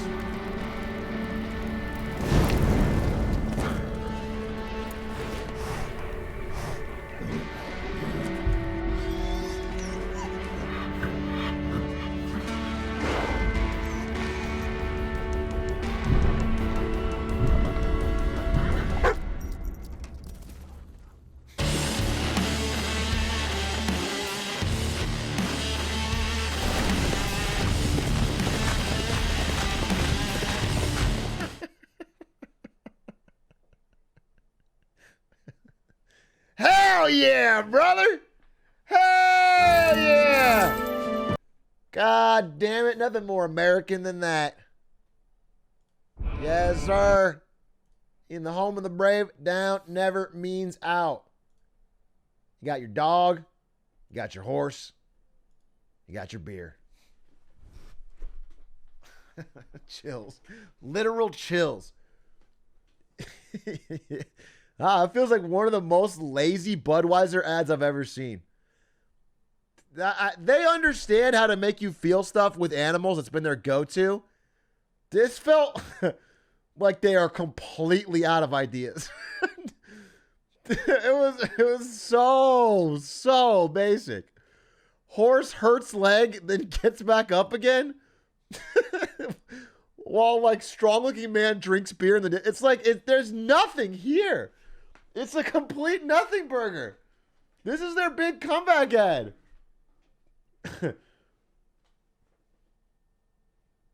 If you don't want horses to Clydesdale's journey. Oh man, I don't know. Beautiful even brought a tear. Bud always does it right every time.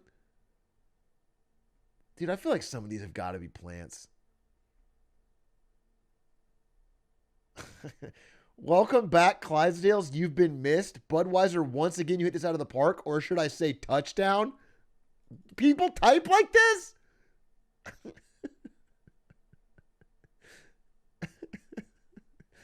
I'm so happy to see a Clydesdale again for this and own this while I watch the game. I don't give a care about football. Thank you, Budweiser. Many blessings for you all.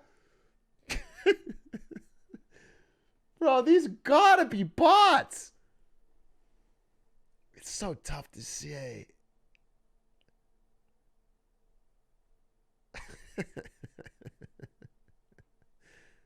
Totally share all over social media worthy. I joined everyone else in saying, so glad the Clydesdales are back.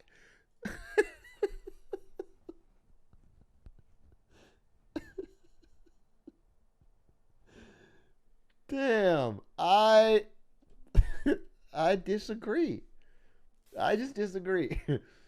And I'm not saying they never had a good Clydesdale ad. They've had plenty. This one felt really lazy. Put it down there. Okay. Let's see. Oh yeah, did you see this ad for Greenlight? The ad itself Wait, that's the short version. Greenlight Super Bowl commercial.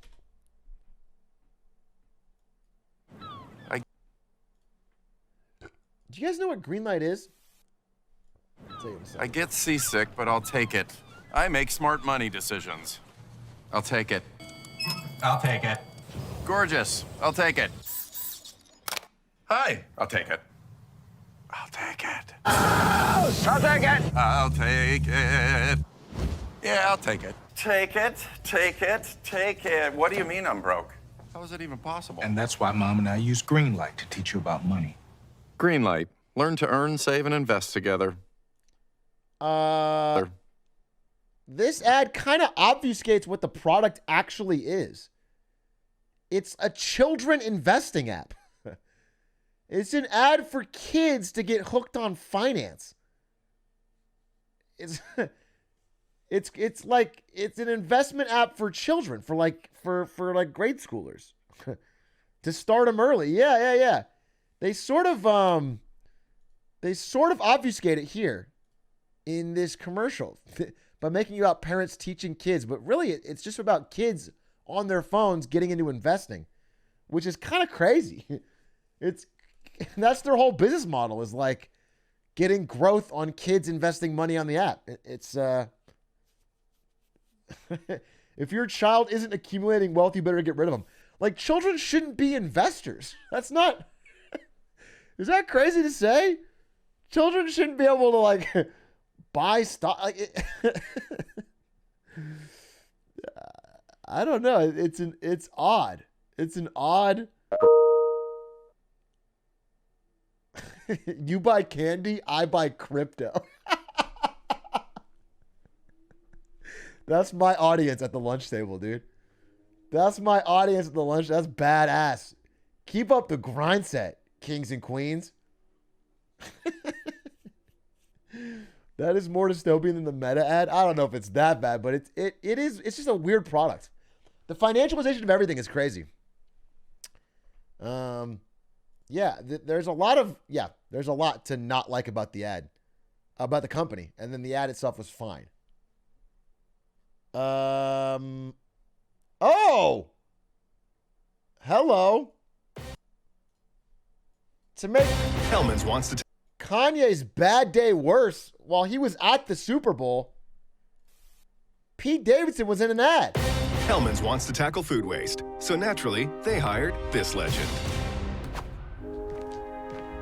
Don't toss that. You can make grilled cheese with that bread. Not on my watch. You can make potato salad. Grandma! Don't throw away that spinach! Make a frittata.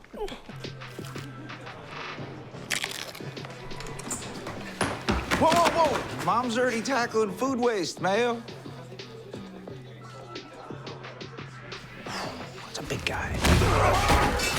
Sorry, man. Had to. I get it. I'm very hittable. Make taste, not waste, baby! Nice favorite ad. He's replaying that last part over and over. Sorry, man. Well, he got paid for it, though. Gay jealous. Madge Skeet. I think Skeet stayed winning the Super Bowl. I can't believe he dresses like that and he's owning Kanye. He doesn't give a fuck. Pete Davidson does not give a single fuck. It's crazy. It's crazy. It feels like every famous woman in Hollywood's having sex with him. He dresses however he wants. He looks like he's never slept in 4 days. All the time. And he's just owning Kanye West. It's insane.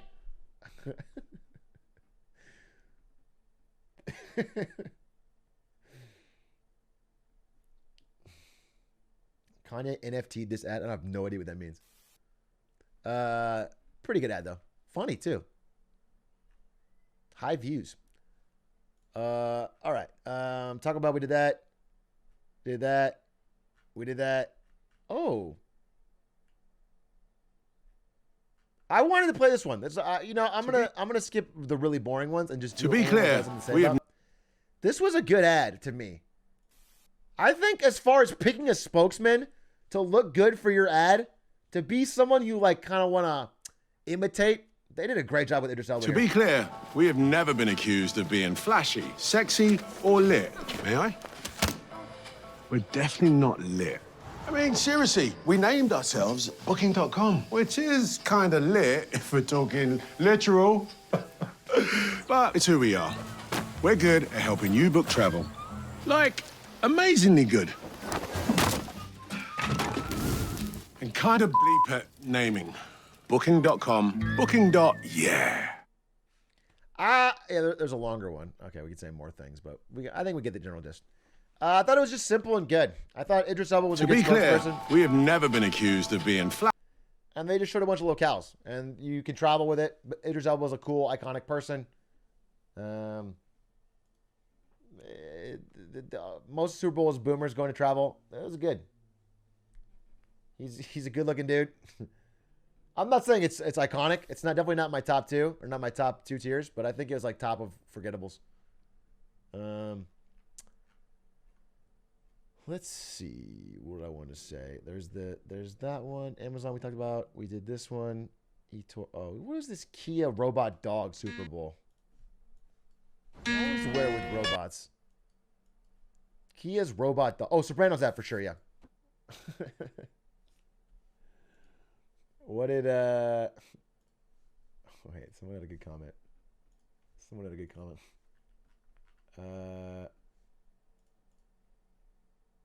Theft is fun. He stole the dog. Wait, did the dog belong to somebody? Rewind. Oh my God, this dog is for sale for $300 and he didn't pay. Theft. They're glorifying $300 theft on live TV.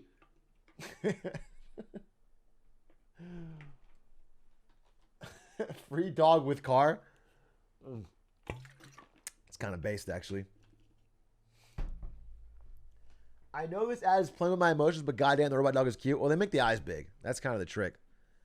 Yeah. I think it's a pretty weak ad for the Kia electric vehicle. It's a cute ad for robot dogs if they were real. I would buy one. It's a pretty cute ad for robot dogs. I gotta be honest. If they sold one for $300, they were this cute, I'd buy it. I think for Kia electric vehicles, I don't think that I am any knowledge as to why Kia is better at electric vehicles than anyone else. But the dog was cute. Mike Myers returns as Dr. Evil in a General Motors ad. Speaking of cars. Ladies and gentlemen, our takeover of General Motors is complete. Dr. Evil, we can now use GM's Ultium platform to power our whole operation. Now we can reduce tailpipe emissions. I'm sorry, am I no longer Dr. Evil? I'm Dr. Good now? I didn't get the meme. Climate change is arguably the #1 threat to the world now. Dr. Evil, you are now the #2 threat to the world. I refuse to be number two. We have to help the planet. Oh, please, cheer. For my son. Your son? I shall name him Baby Me. No, his name is Kyle. Ow! You must help save the world first. Then you can take over that world. Okay, Frau, how about you let me do the business, all right? Hold on, I've got it. I will help save the world first, then take over the world. She literally just said that. Scott, you just don't get it, do you? What? What don't I get? You don't get it. Oh, we're right back. And you're never gonna get it. You can't draw me into these little... You act like a child. Here it is. You don't get it. I am an adult. You can't push my buttons anymore. Stop! Oh! We'll reduce our carbon footprint. Whatever. Okay, let's go. We're going all electric. Everybody in! Not you, Scott. One day you're gonna run the company, Baby Me.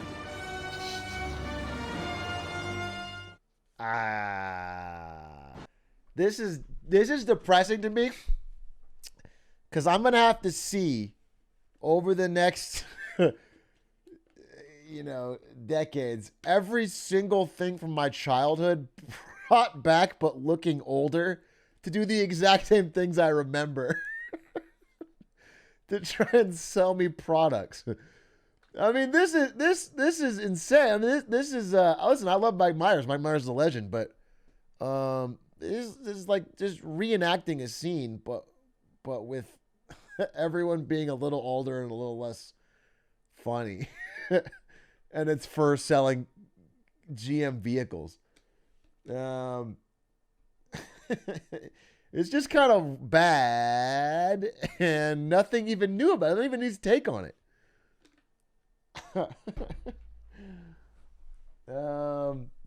Yeah, I don't know. I mean, listen, I like Austin Powers. I don't think I needed this. I can just watch Austin Powers again, which is great. I gotta say, this is pretty cringe. No disrespect, but to me, it's cringe. And also, just like way too long on the bit.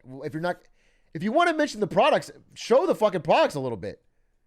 Goddamn, they have a new fucking electric Hummer. They have this new electric truck. They got some shit. Show it. If it's cool, show it. Have Dr. Evil fucking show it's a fucking amazing machine. I don't know. It was, they barely even showed that.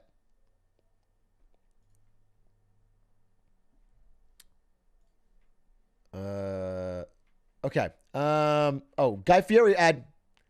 Bud Light Hard Seltzer Soda featuring Guy Fieri. Bud Light Seltzer Hard Soda. Who, by the way, showed up to the Super Bowl in the outfit from this ad. New Bud Light Seltzer Hard Soda. Classic cola. Loud flavor. The mayor must see this. Hey, wait! Where are we?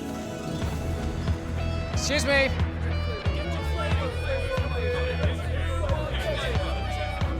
Flavor. Flavor, sir. Bland. Mayor. We bring flavor. Flavor. Excuse. Whoa.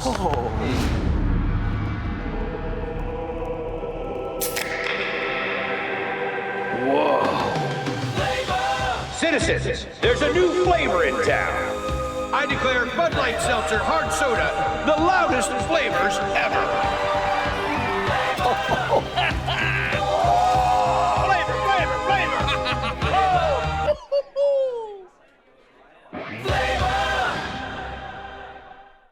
Pretty solid. Pretty solid. Pretty solid. Pretty solid. Pretty good. Pretty good. Pretty fun. Guy Fieri has owned his image, and so it doesn't feel cringe at all. It The Bud feels Light like logo makes people. feels like right up his alley. And the concept of literal Flavor Town is pretty funny. New Bud Light Seltzer. Makes me want to try it. Good ad. Yeah, also I like the package design. This is not really up to the marketers who made the video or the ad. Pretty good package design too. I got its position. I like the whole thing. It looks good. It's got one clear story. Bro, that was an ad for LSD, not beer. Maybe they put LSD in it. Stop Shindigs, every time you're talking about LSD. Every time you're in my chat, you're talking about LSD, Shindig. What the fuck's going on? What's going on in your life since I last saw you? Oh. Here's a big teaser. This is definitely the most expensive overall for what they're selling. I want it to be good, but I want to tell you, so Ari is a really big Lord of the Rings fan. Much bigger than me. I like Lord of the Rings, but I didn't even finish watching The Hobbits because I thought they were lame. She watched all Lord of the Rings, all The Hobbits. She really likes it. And she saw this ad, and she had been really excited for the show, and she said this ad kind of killed her hype. She said this ad killed her excitement for the show. So I don't know. I don't know. I have no strong take on it. I mean, I don't know. I wish this ad was better because I would like to be excited for this show. The whole concept before, like, the whole idea of saying, remember all this cool shit from Lord of the Rings? This is before that. That's a weird opener to me. It's like none of that, like, remember the king, remember the rings, remember the Shire? None of that's in there. This is all before that. That's a weird idea for an ad in general. And then the scenes, they don't look movie quality. They look fine. I mean, they spent $1 billion for the rights plus production of this film. It's the most expensive TV show ever. So it's still going to be well done. Amazon has boatloads of money.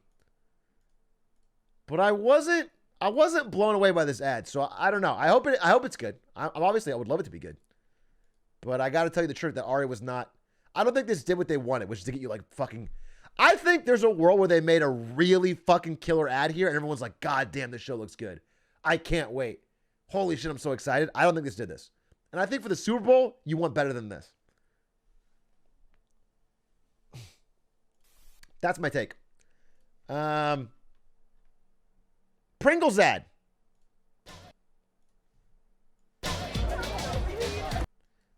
Oh, this one's got a lot of views. Oh my goodness. Is it good? I don't remember this one.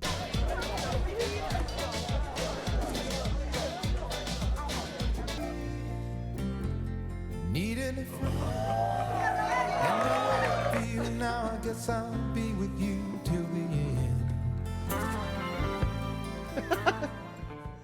Hey, that's pretty good. I like when they have a simple concept told well. My God, it feels like a breath of fresh air after watching an ad where their fucking scene changes every 3 seconds. They try to fit 19 jokes, 14 celebrities. This was just simple. It's a simple, funny idea. Pringles cans are easy to get your hand stuck in. That's kind of iconic to them. Yeah, it's a good commercial. In my mind, it's the first time I've seen it. I missed it during the day. That's a simple and good ad, and I'm impressed when they can just fucking have the balls to be simple. I think marketers panic. They choke. It's the Super Bowl, and they put a lot of money on it, so they're like, this has to be good. This needs to get a lot of shares and views. And they throw in more and more celebrities and more like jokes, and it gets fucking so easy to tune out. And I think this one didn't do that, which shows a little bit of restraint. So I got to give it a higher rating.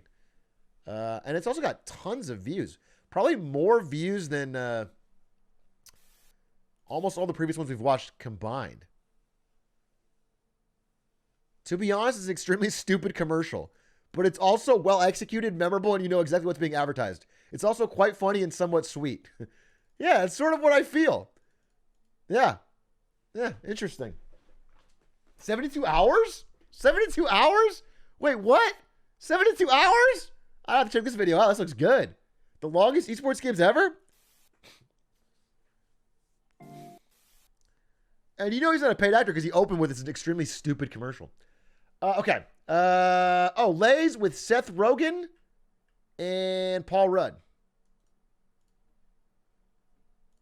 Called Golden Memories. Nervous?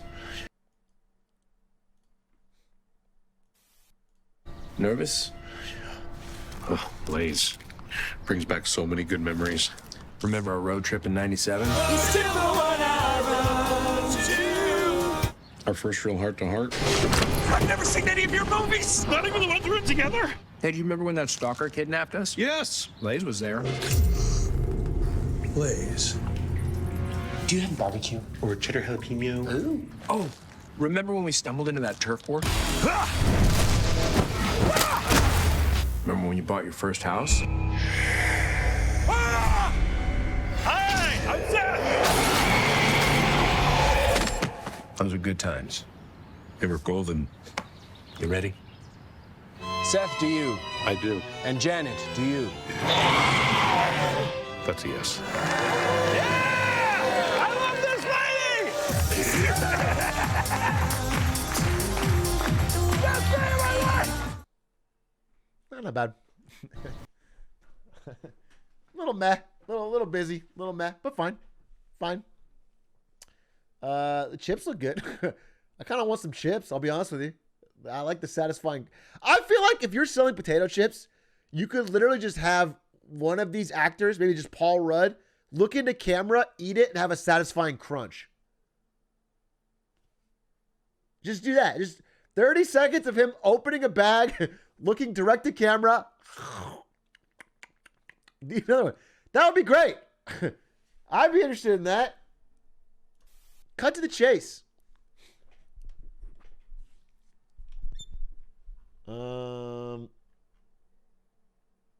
Google we covered. Cable we covered. Toyota we covered. Click Up? What the fuck is Click Up? Uber Eats. We got... this is actually... our Uber Eats is what we're talking about. This is a very interesting one to talk about. And I would like everyone to watch it and give your honest thoughts. Uber Eats. If it was delivered with Uber Eats, does that mean I can eat it? It says eat. It's a diaper. This tastes bad. Ooh. And thanks to Uber Eats, we don't even know what food is anymore. This isn't food. We can't eat any of this. Why, Uber Eats? That bag's a liar. Yeah, I just got so excited. So, you guys have some interesting thoughts here. I thought this was awful when I saw it. I mean, I thought it was such a own goal. For a company called Uber Eats, all about tasty delivered food, to show people eating diapers and kitty litter is disgusting. It makes you physically recoil, and you don't want that association in your brain at all. I thought it was really bad, but I want to say, again, I read a lot about differing opinions, and in one of the studies I saw, they said it was definitely one of the best for brand recall. People that watched this ad were very certain the entire time through of what they were watching it for. They knew Uber Eats. They knew it was for Uber Eats. They remembered it as being an Uber Eats ad. But they also mentioned in the same study that the kitty litter part consumers found off-putting and disgusting. So I don't know. It's tough for me to even give it any props. But I guess there is some upside. And they are showing a new part of the product, which is that you can use Uber Eats to deliver non-food items. Like kitty litter and prop food. Do not eat kitty litter. Bro, if you were the kind of person that would see a commercial and go, oh yeah, I'm going to eat some kitty litter now, this is not going to stop you. Oh, it's just prop food? Oh, I guess I won't. Thanks for the gifties, by the way.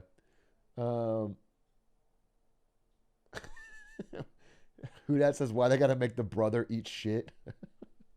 Well, I don't know. They had this fucking. Yeah, this lady eat a diaper. I think it's equal opportunity disgusting. And then Gwyneth Paltrow eating her vagina-scented candle somewhere in here. This guy drinking dish soap is like prop food. Do not eat dish soap. It's disgusting. I don't know. It's memorable. You know it's for Uber Eats. It gets the point across. I just find it kind of disgusting for a food company to show something so so like this. So it was very like this. You look so sad. He looks so miserable, and his mouth is full of this. It's very off-putting, dude. This is very. Ugh. Actually makes me want to throw up thinking about someone just fucking shoveling kitty litter in their mouth. Okay. So I don't know. It was a tough one for me. This is a really tough one. I don't know where to put it. I want to put it in F. Like, if it was just me, in my heart of hearts, I would have put it in F. I thought it was really bad. But there's some good points to it, and I don't want to be my just opinion. So I'm open to takes. You think D? What do you think about the TikTok song, though? What's the TikTok song? There's an Uber Eats TikTok song? Oh, I don't mean the oh no. Yeah, it's even worse, dude. That's an old trend now on TikTok. That's like, it's like over a year old now, or at least like 4 months old, 5, 6 months old. Yeah. Yeah. I thought it was bad, but I'm open to I'm going to put it in F just because I'm going to follow my heart. But if you thought it was good, I'm going to leave that take open. I want to read more about how it did, for sure. I want to see if Uber Eats delivery spiked or anything. LeBron commercial, and then we wrap up pretty soon. The rest were pretty boring. LeBron commercial, Super Bowl. Oh, Doritos? Yeah, we'll play Doritos too. We will. Okay, here it is. LeBron James Super Bowl commercial. All right, so. Sopranos and Doritos. Yeah, we'll do those too. All right, so. Going to the... Bro, I hate Crypto.com's ad strategy. This is the same thing as the Matt Damon ad where he's like, and people went to the moon, and people sailed uncharted waters, and you can buy Dogecoin. Like, it's not, what the fuck are you talking about? They're just doing unrelated bold things. Yeah, it's just really pretentious.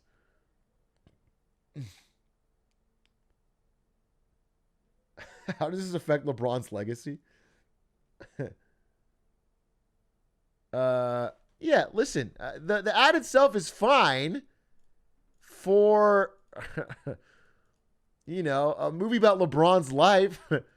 Maybe Nike, because he signed with Nike early, right? That could be an interesting take on it. Like, Nike has those excellent, Gatorade, I'm sorry. Gatorade has those all-time great ads where Michael Jordan plays his younger self. Those are my favorite ads ever. But I think this ad being for crypto just feels odd. There's I think there's some memes about it. Let's see.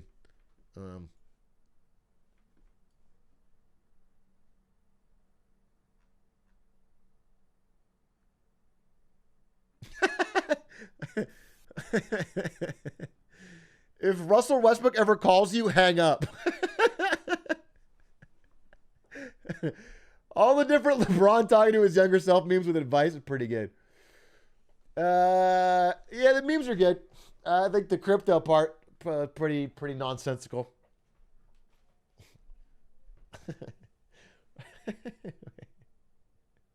I got deleted. Remind J.R. Smith of the score. It's a good one. Is there any non-electric vehicle at the Super Bowl? I actually think every advertised vehicle was electric. That's kind of an interesting first time. That's got to be the first time ever. The first ever all-electric Chevy Silverado. A whole new truck for a whole new generation.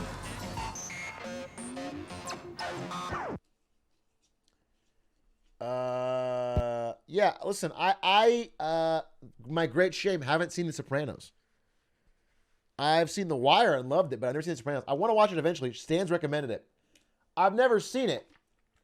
And so I don't know all the references. I will say my boss, who's probably the prime demo for this, you know, he's mid-40s, and has seen The Sopranos, loved this ad. And he said he was at a party where everyone liked it. I think it's probably pretty resonant to the right group of people. It's number 4 on trending. Yeah, I think people liked it. But I can't speak to it. But it feels authentic to the fans.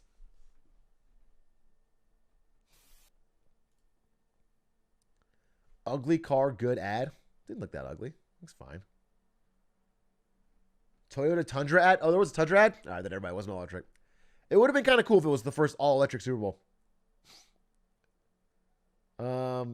Connects to younger viewers because of Donkey. Does it really? Donkey viewers are losing it over that? I mean, the song is funny, but I don't think it's... If they dropped one Gabagool, that would have done it. All right, is there any more good ones we really have to see?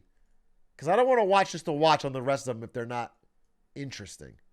Was there any ones we missed? Oh, yeah, Boston Dynamics. Yeah.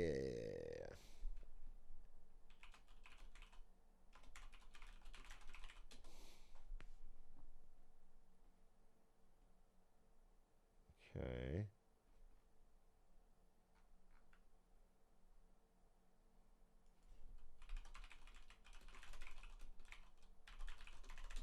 This is Sam Adams, right? Yeah. Whew.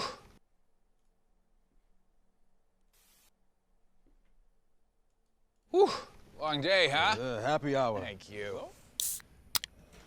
Hey, buddy. You want a Sam Adams? All right.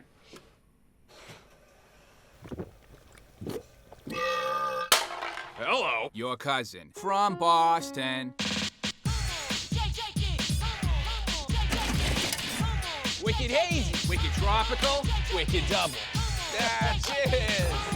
You guys know how to party. Get it, girl. Wait, Michael Reeves did this? Michael Reeves got robots drunk? Oh, he wasn't lying. Robot. I love you guys. I should text her, right? Take it. We're gonna live forever.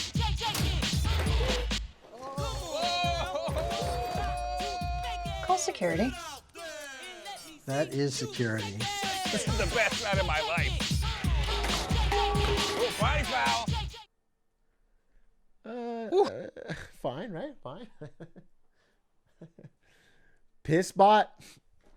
Yeah, pretty fine. Pretty fun. I mean, if this is our way to stop robots is getting him drunk, then I think we're pretty screwed. What are they selling again? They're selling beer. Samuel Adams. The robots got drunk. It made sense. I thought it made sense.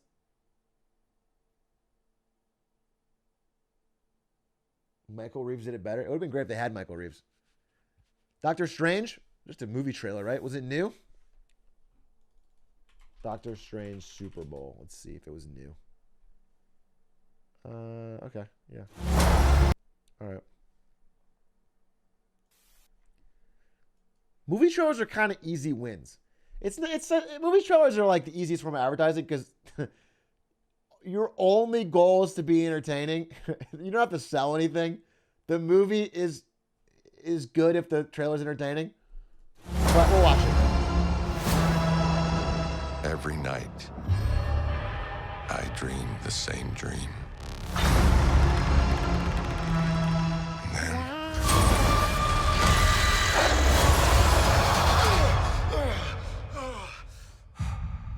The nightmare begins. This is PTSD from Peter Parker locking him in the Grand Canyon for fucking 72 hours, which is literal torture, upside down and spinning. This is all fucking flashbacks to 72 hours. I did what I had to do to protect our world. You cannot control everything, Strange. You opened the doorway between universes, and we don't know who or what will walk through it. Rachel McAdams. Wanda, what do you know about the multiverse? Viz had his theories. He believed it was dangerous. He was right.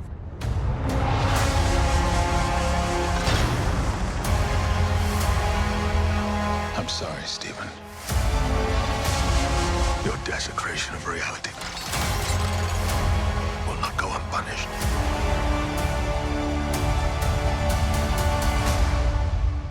We should tell him the truth.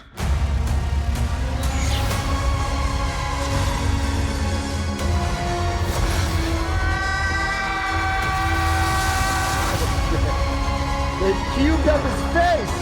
Things just got out of hand. Oh, shit! Evil Ray moment. You break the rules. Look out! You become a hero. I do it, I become the enemy.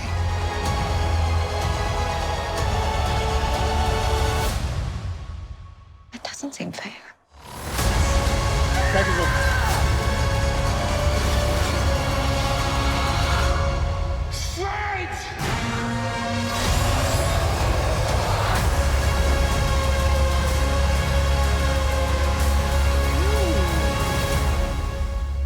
Looks pretty good.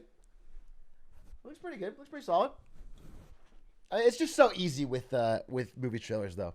Because, again, also, you know, for an ad, right? You spend $6 million, $7 million on the slot. Then you have to spend tens of millions on the ad to make it look good and get celebrities or whatever. But for a movie, they've already spent $150 million on, you know, top-tier celebrities, top-tier CGI, all that stuff. So all they have to do is cut that in, and it looks already way better than anything an ad's going to be able to do. I am a little worried about this metaverse stuff. I feel like Marvel has now like 6 different movies and TV shows delving into the concept of the metaverse. They're all going off into multiple branch realities, but supposedly they're all tied in by what's going on in the Loki show. But it doesn't know that it really make like metaverse. I'm saying metaverse. Zuckerberg's in one of them. I want to see Doctor Strange fight Zuckerberg for control of the metaverse. That would be a better movie. That would be a crazy movie, dude. He kicks him into a giant fucking vat or a black hole. Unfriended. That would be fucking fire. Someone should pay me, dude. Someone should fucking pay me. All right. What is there any others you guys wanted to see? I think I covered the ones I wanted to talk about, so I'm just trying to see if there's any other. I mean, WeatherTech had a pretty boring one. WeatherTech is there for every year. Did you know that WeatherTech has been at the last 8 Super Bowls? And every time I see them, I'm like, wow, WeatherTech bought a Super Bowl commercial? Oh, we can watch Moon Knight. All right, we'll watch Moon Knight.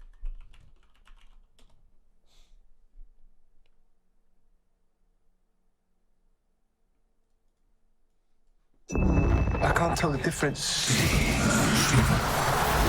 between my waking life and dreams. It must be very difficult. Damn, I can't believe Cuddy and Pete Davidson also got Super Bowl commercials. Voices in my mind, in your head. This is Kanye's worst day. There's chaos in you. Embrace it.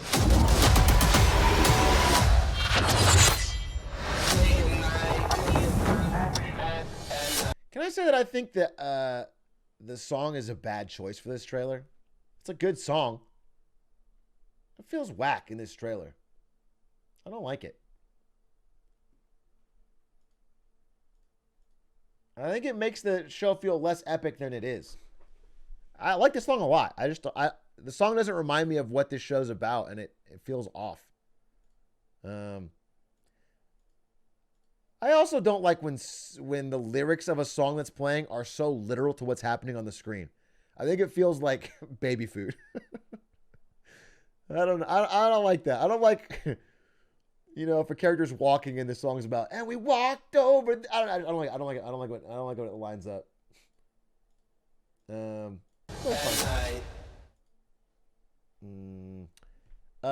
Show could be cool.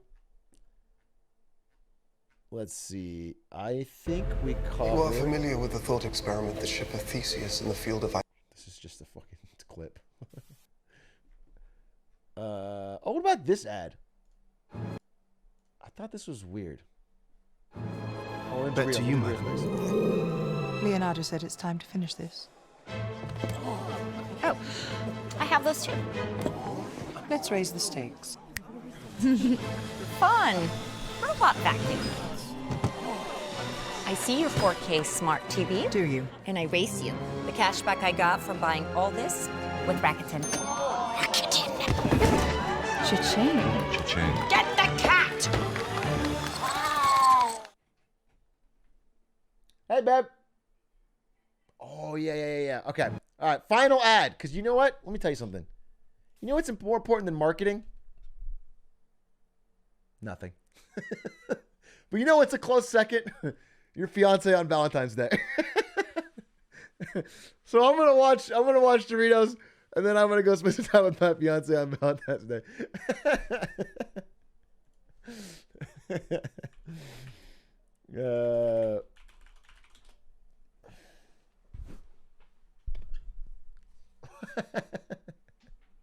No. We already spent some time together, absolutely. And I got her flowers, and we did some stuff. I'm just telling you that I told her I had to do Marketing Monday today, and Marketing Monday should end at 11, and it's a little bit past 11. So let's say, all right, here it is. Final commercial of the night. I hope it's a winner. I hope it really makes us love it.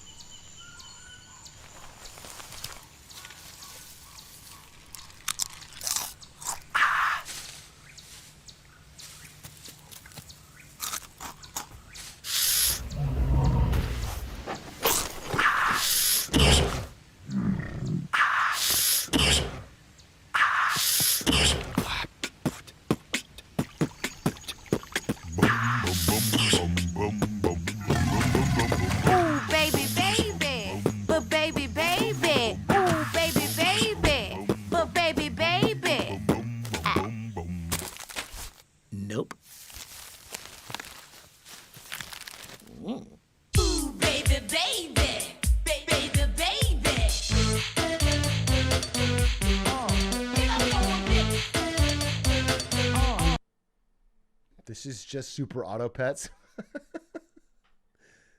Yeah, I saw this live and thought it was pretty mid to bad. But again, I'm gonna be too haughty here. This is talking animals making goofy sounds. Like, people love that shit.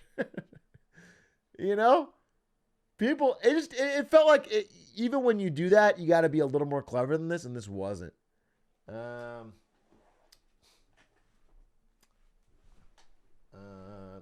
That being said, the chips look kind of good.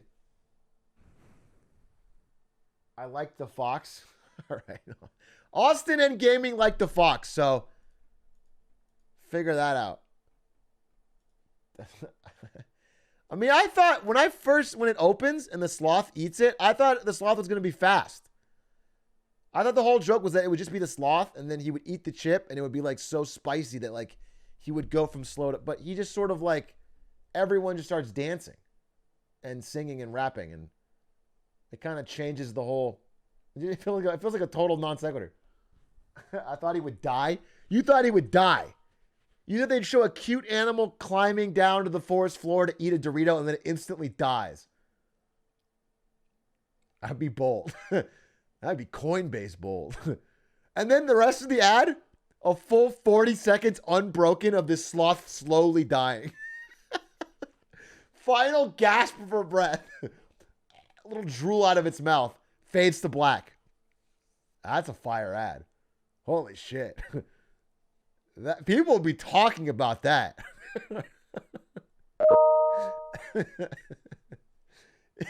Do not feed to animals. Final line. Oh, that's interesting. You might have just saved it. You might have saved the Super Bowl with that. Anyway, with that, that is our review on Super Bowl ads. In this year, I will publish my tier list. I'll rank them all from what we did today and publish my tier list. Let me know your thoughts. Drop in the Discord. Let me know what your favorite ads were or what you ranked. But thanks for watching. I'm glad by Valentine's Day. A little late. Overall, though, I'm going to say, overall ranking of the year, pretty mid. A few standouts, but no iconic commercials this year. There wasn't one, maybe other than Coinbase, that I think will stand the test of time. Overall, pretty mid, but it was fun to watch, and I like seeing the attempts. Back tomorrow with some more content. In fact, I think this is the week we are beginning world record attempts. If you want to see the clown regain the crown, start watching, baby. World record attempts at Hitman are coming back, and then once that's done, diving full on into Sifu and Elden Ring. Appreciate you watching. Hope you have a great night, and I'll see you when I see you. I'm gonna rate somebody though. Let's rate someone. Who's live? Who's live? Who's live? Who's live? Let's raid Clint Stevens. All right. Let's rate Clint. Everyone go say hi to Clint. Bro, imagine, dude, imagine if Clint Stevens, who hasn't streamed for 4, 5 months, 6 months, was in a Super Bowl commercial. Oh, he's playing Inscription? Oh, please check him out. If we just didn't see him for a few months and he just showed up in a Super Bowl commercial. Have a great day. Peace. Bye.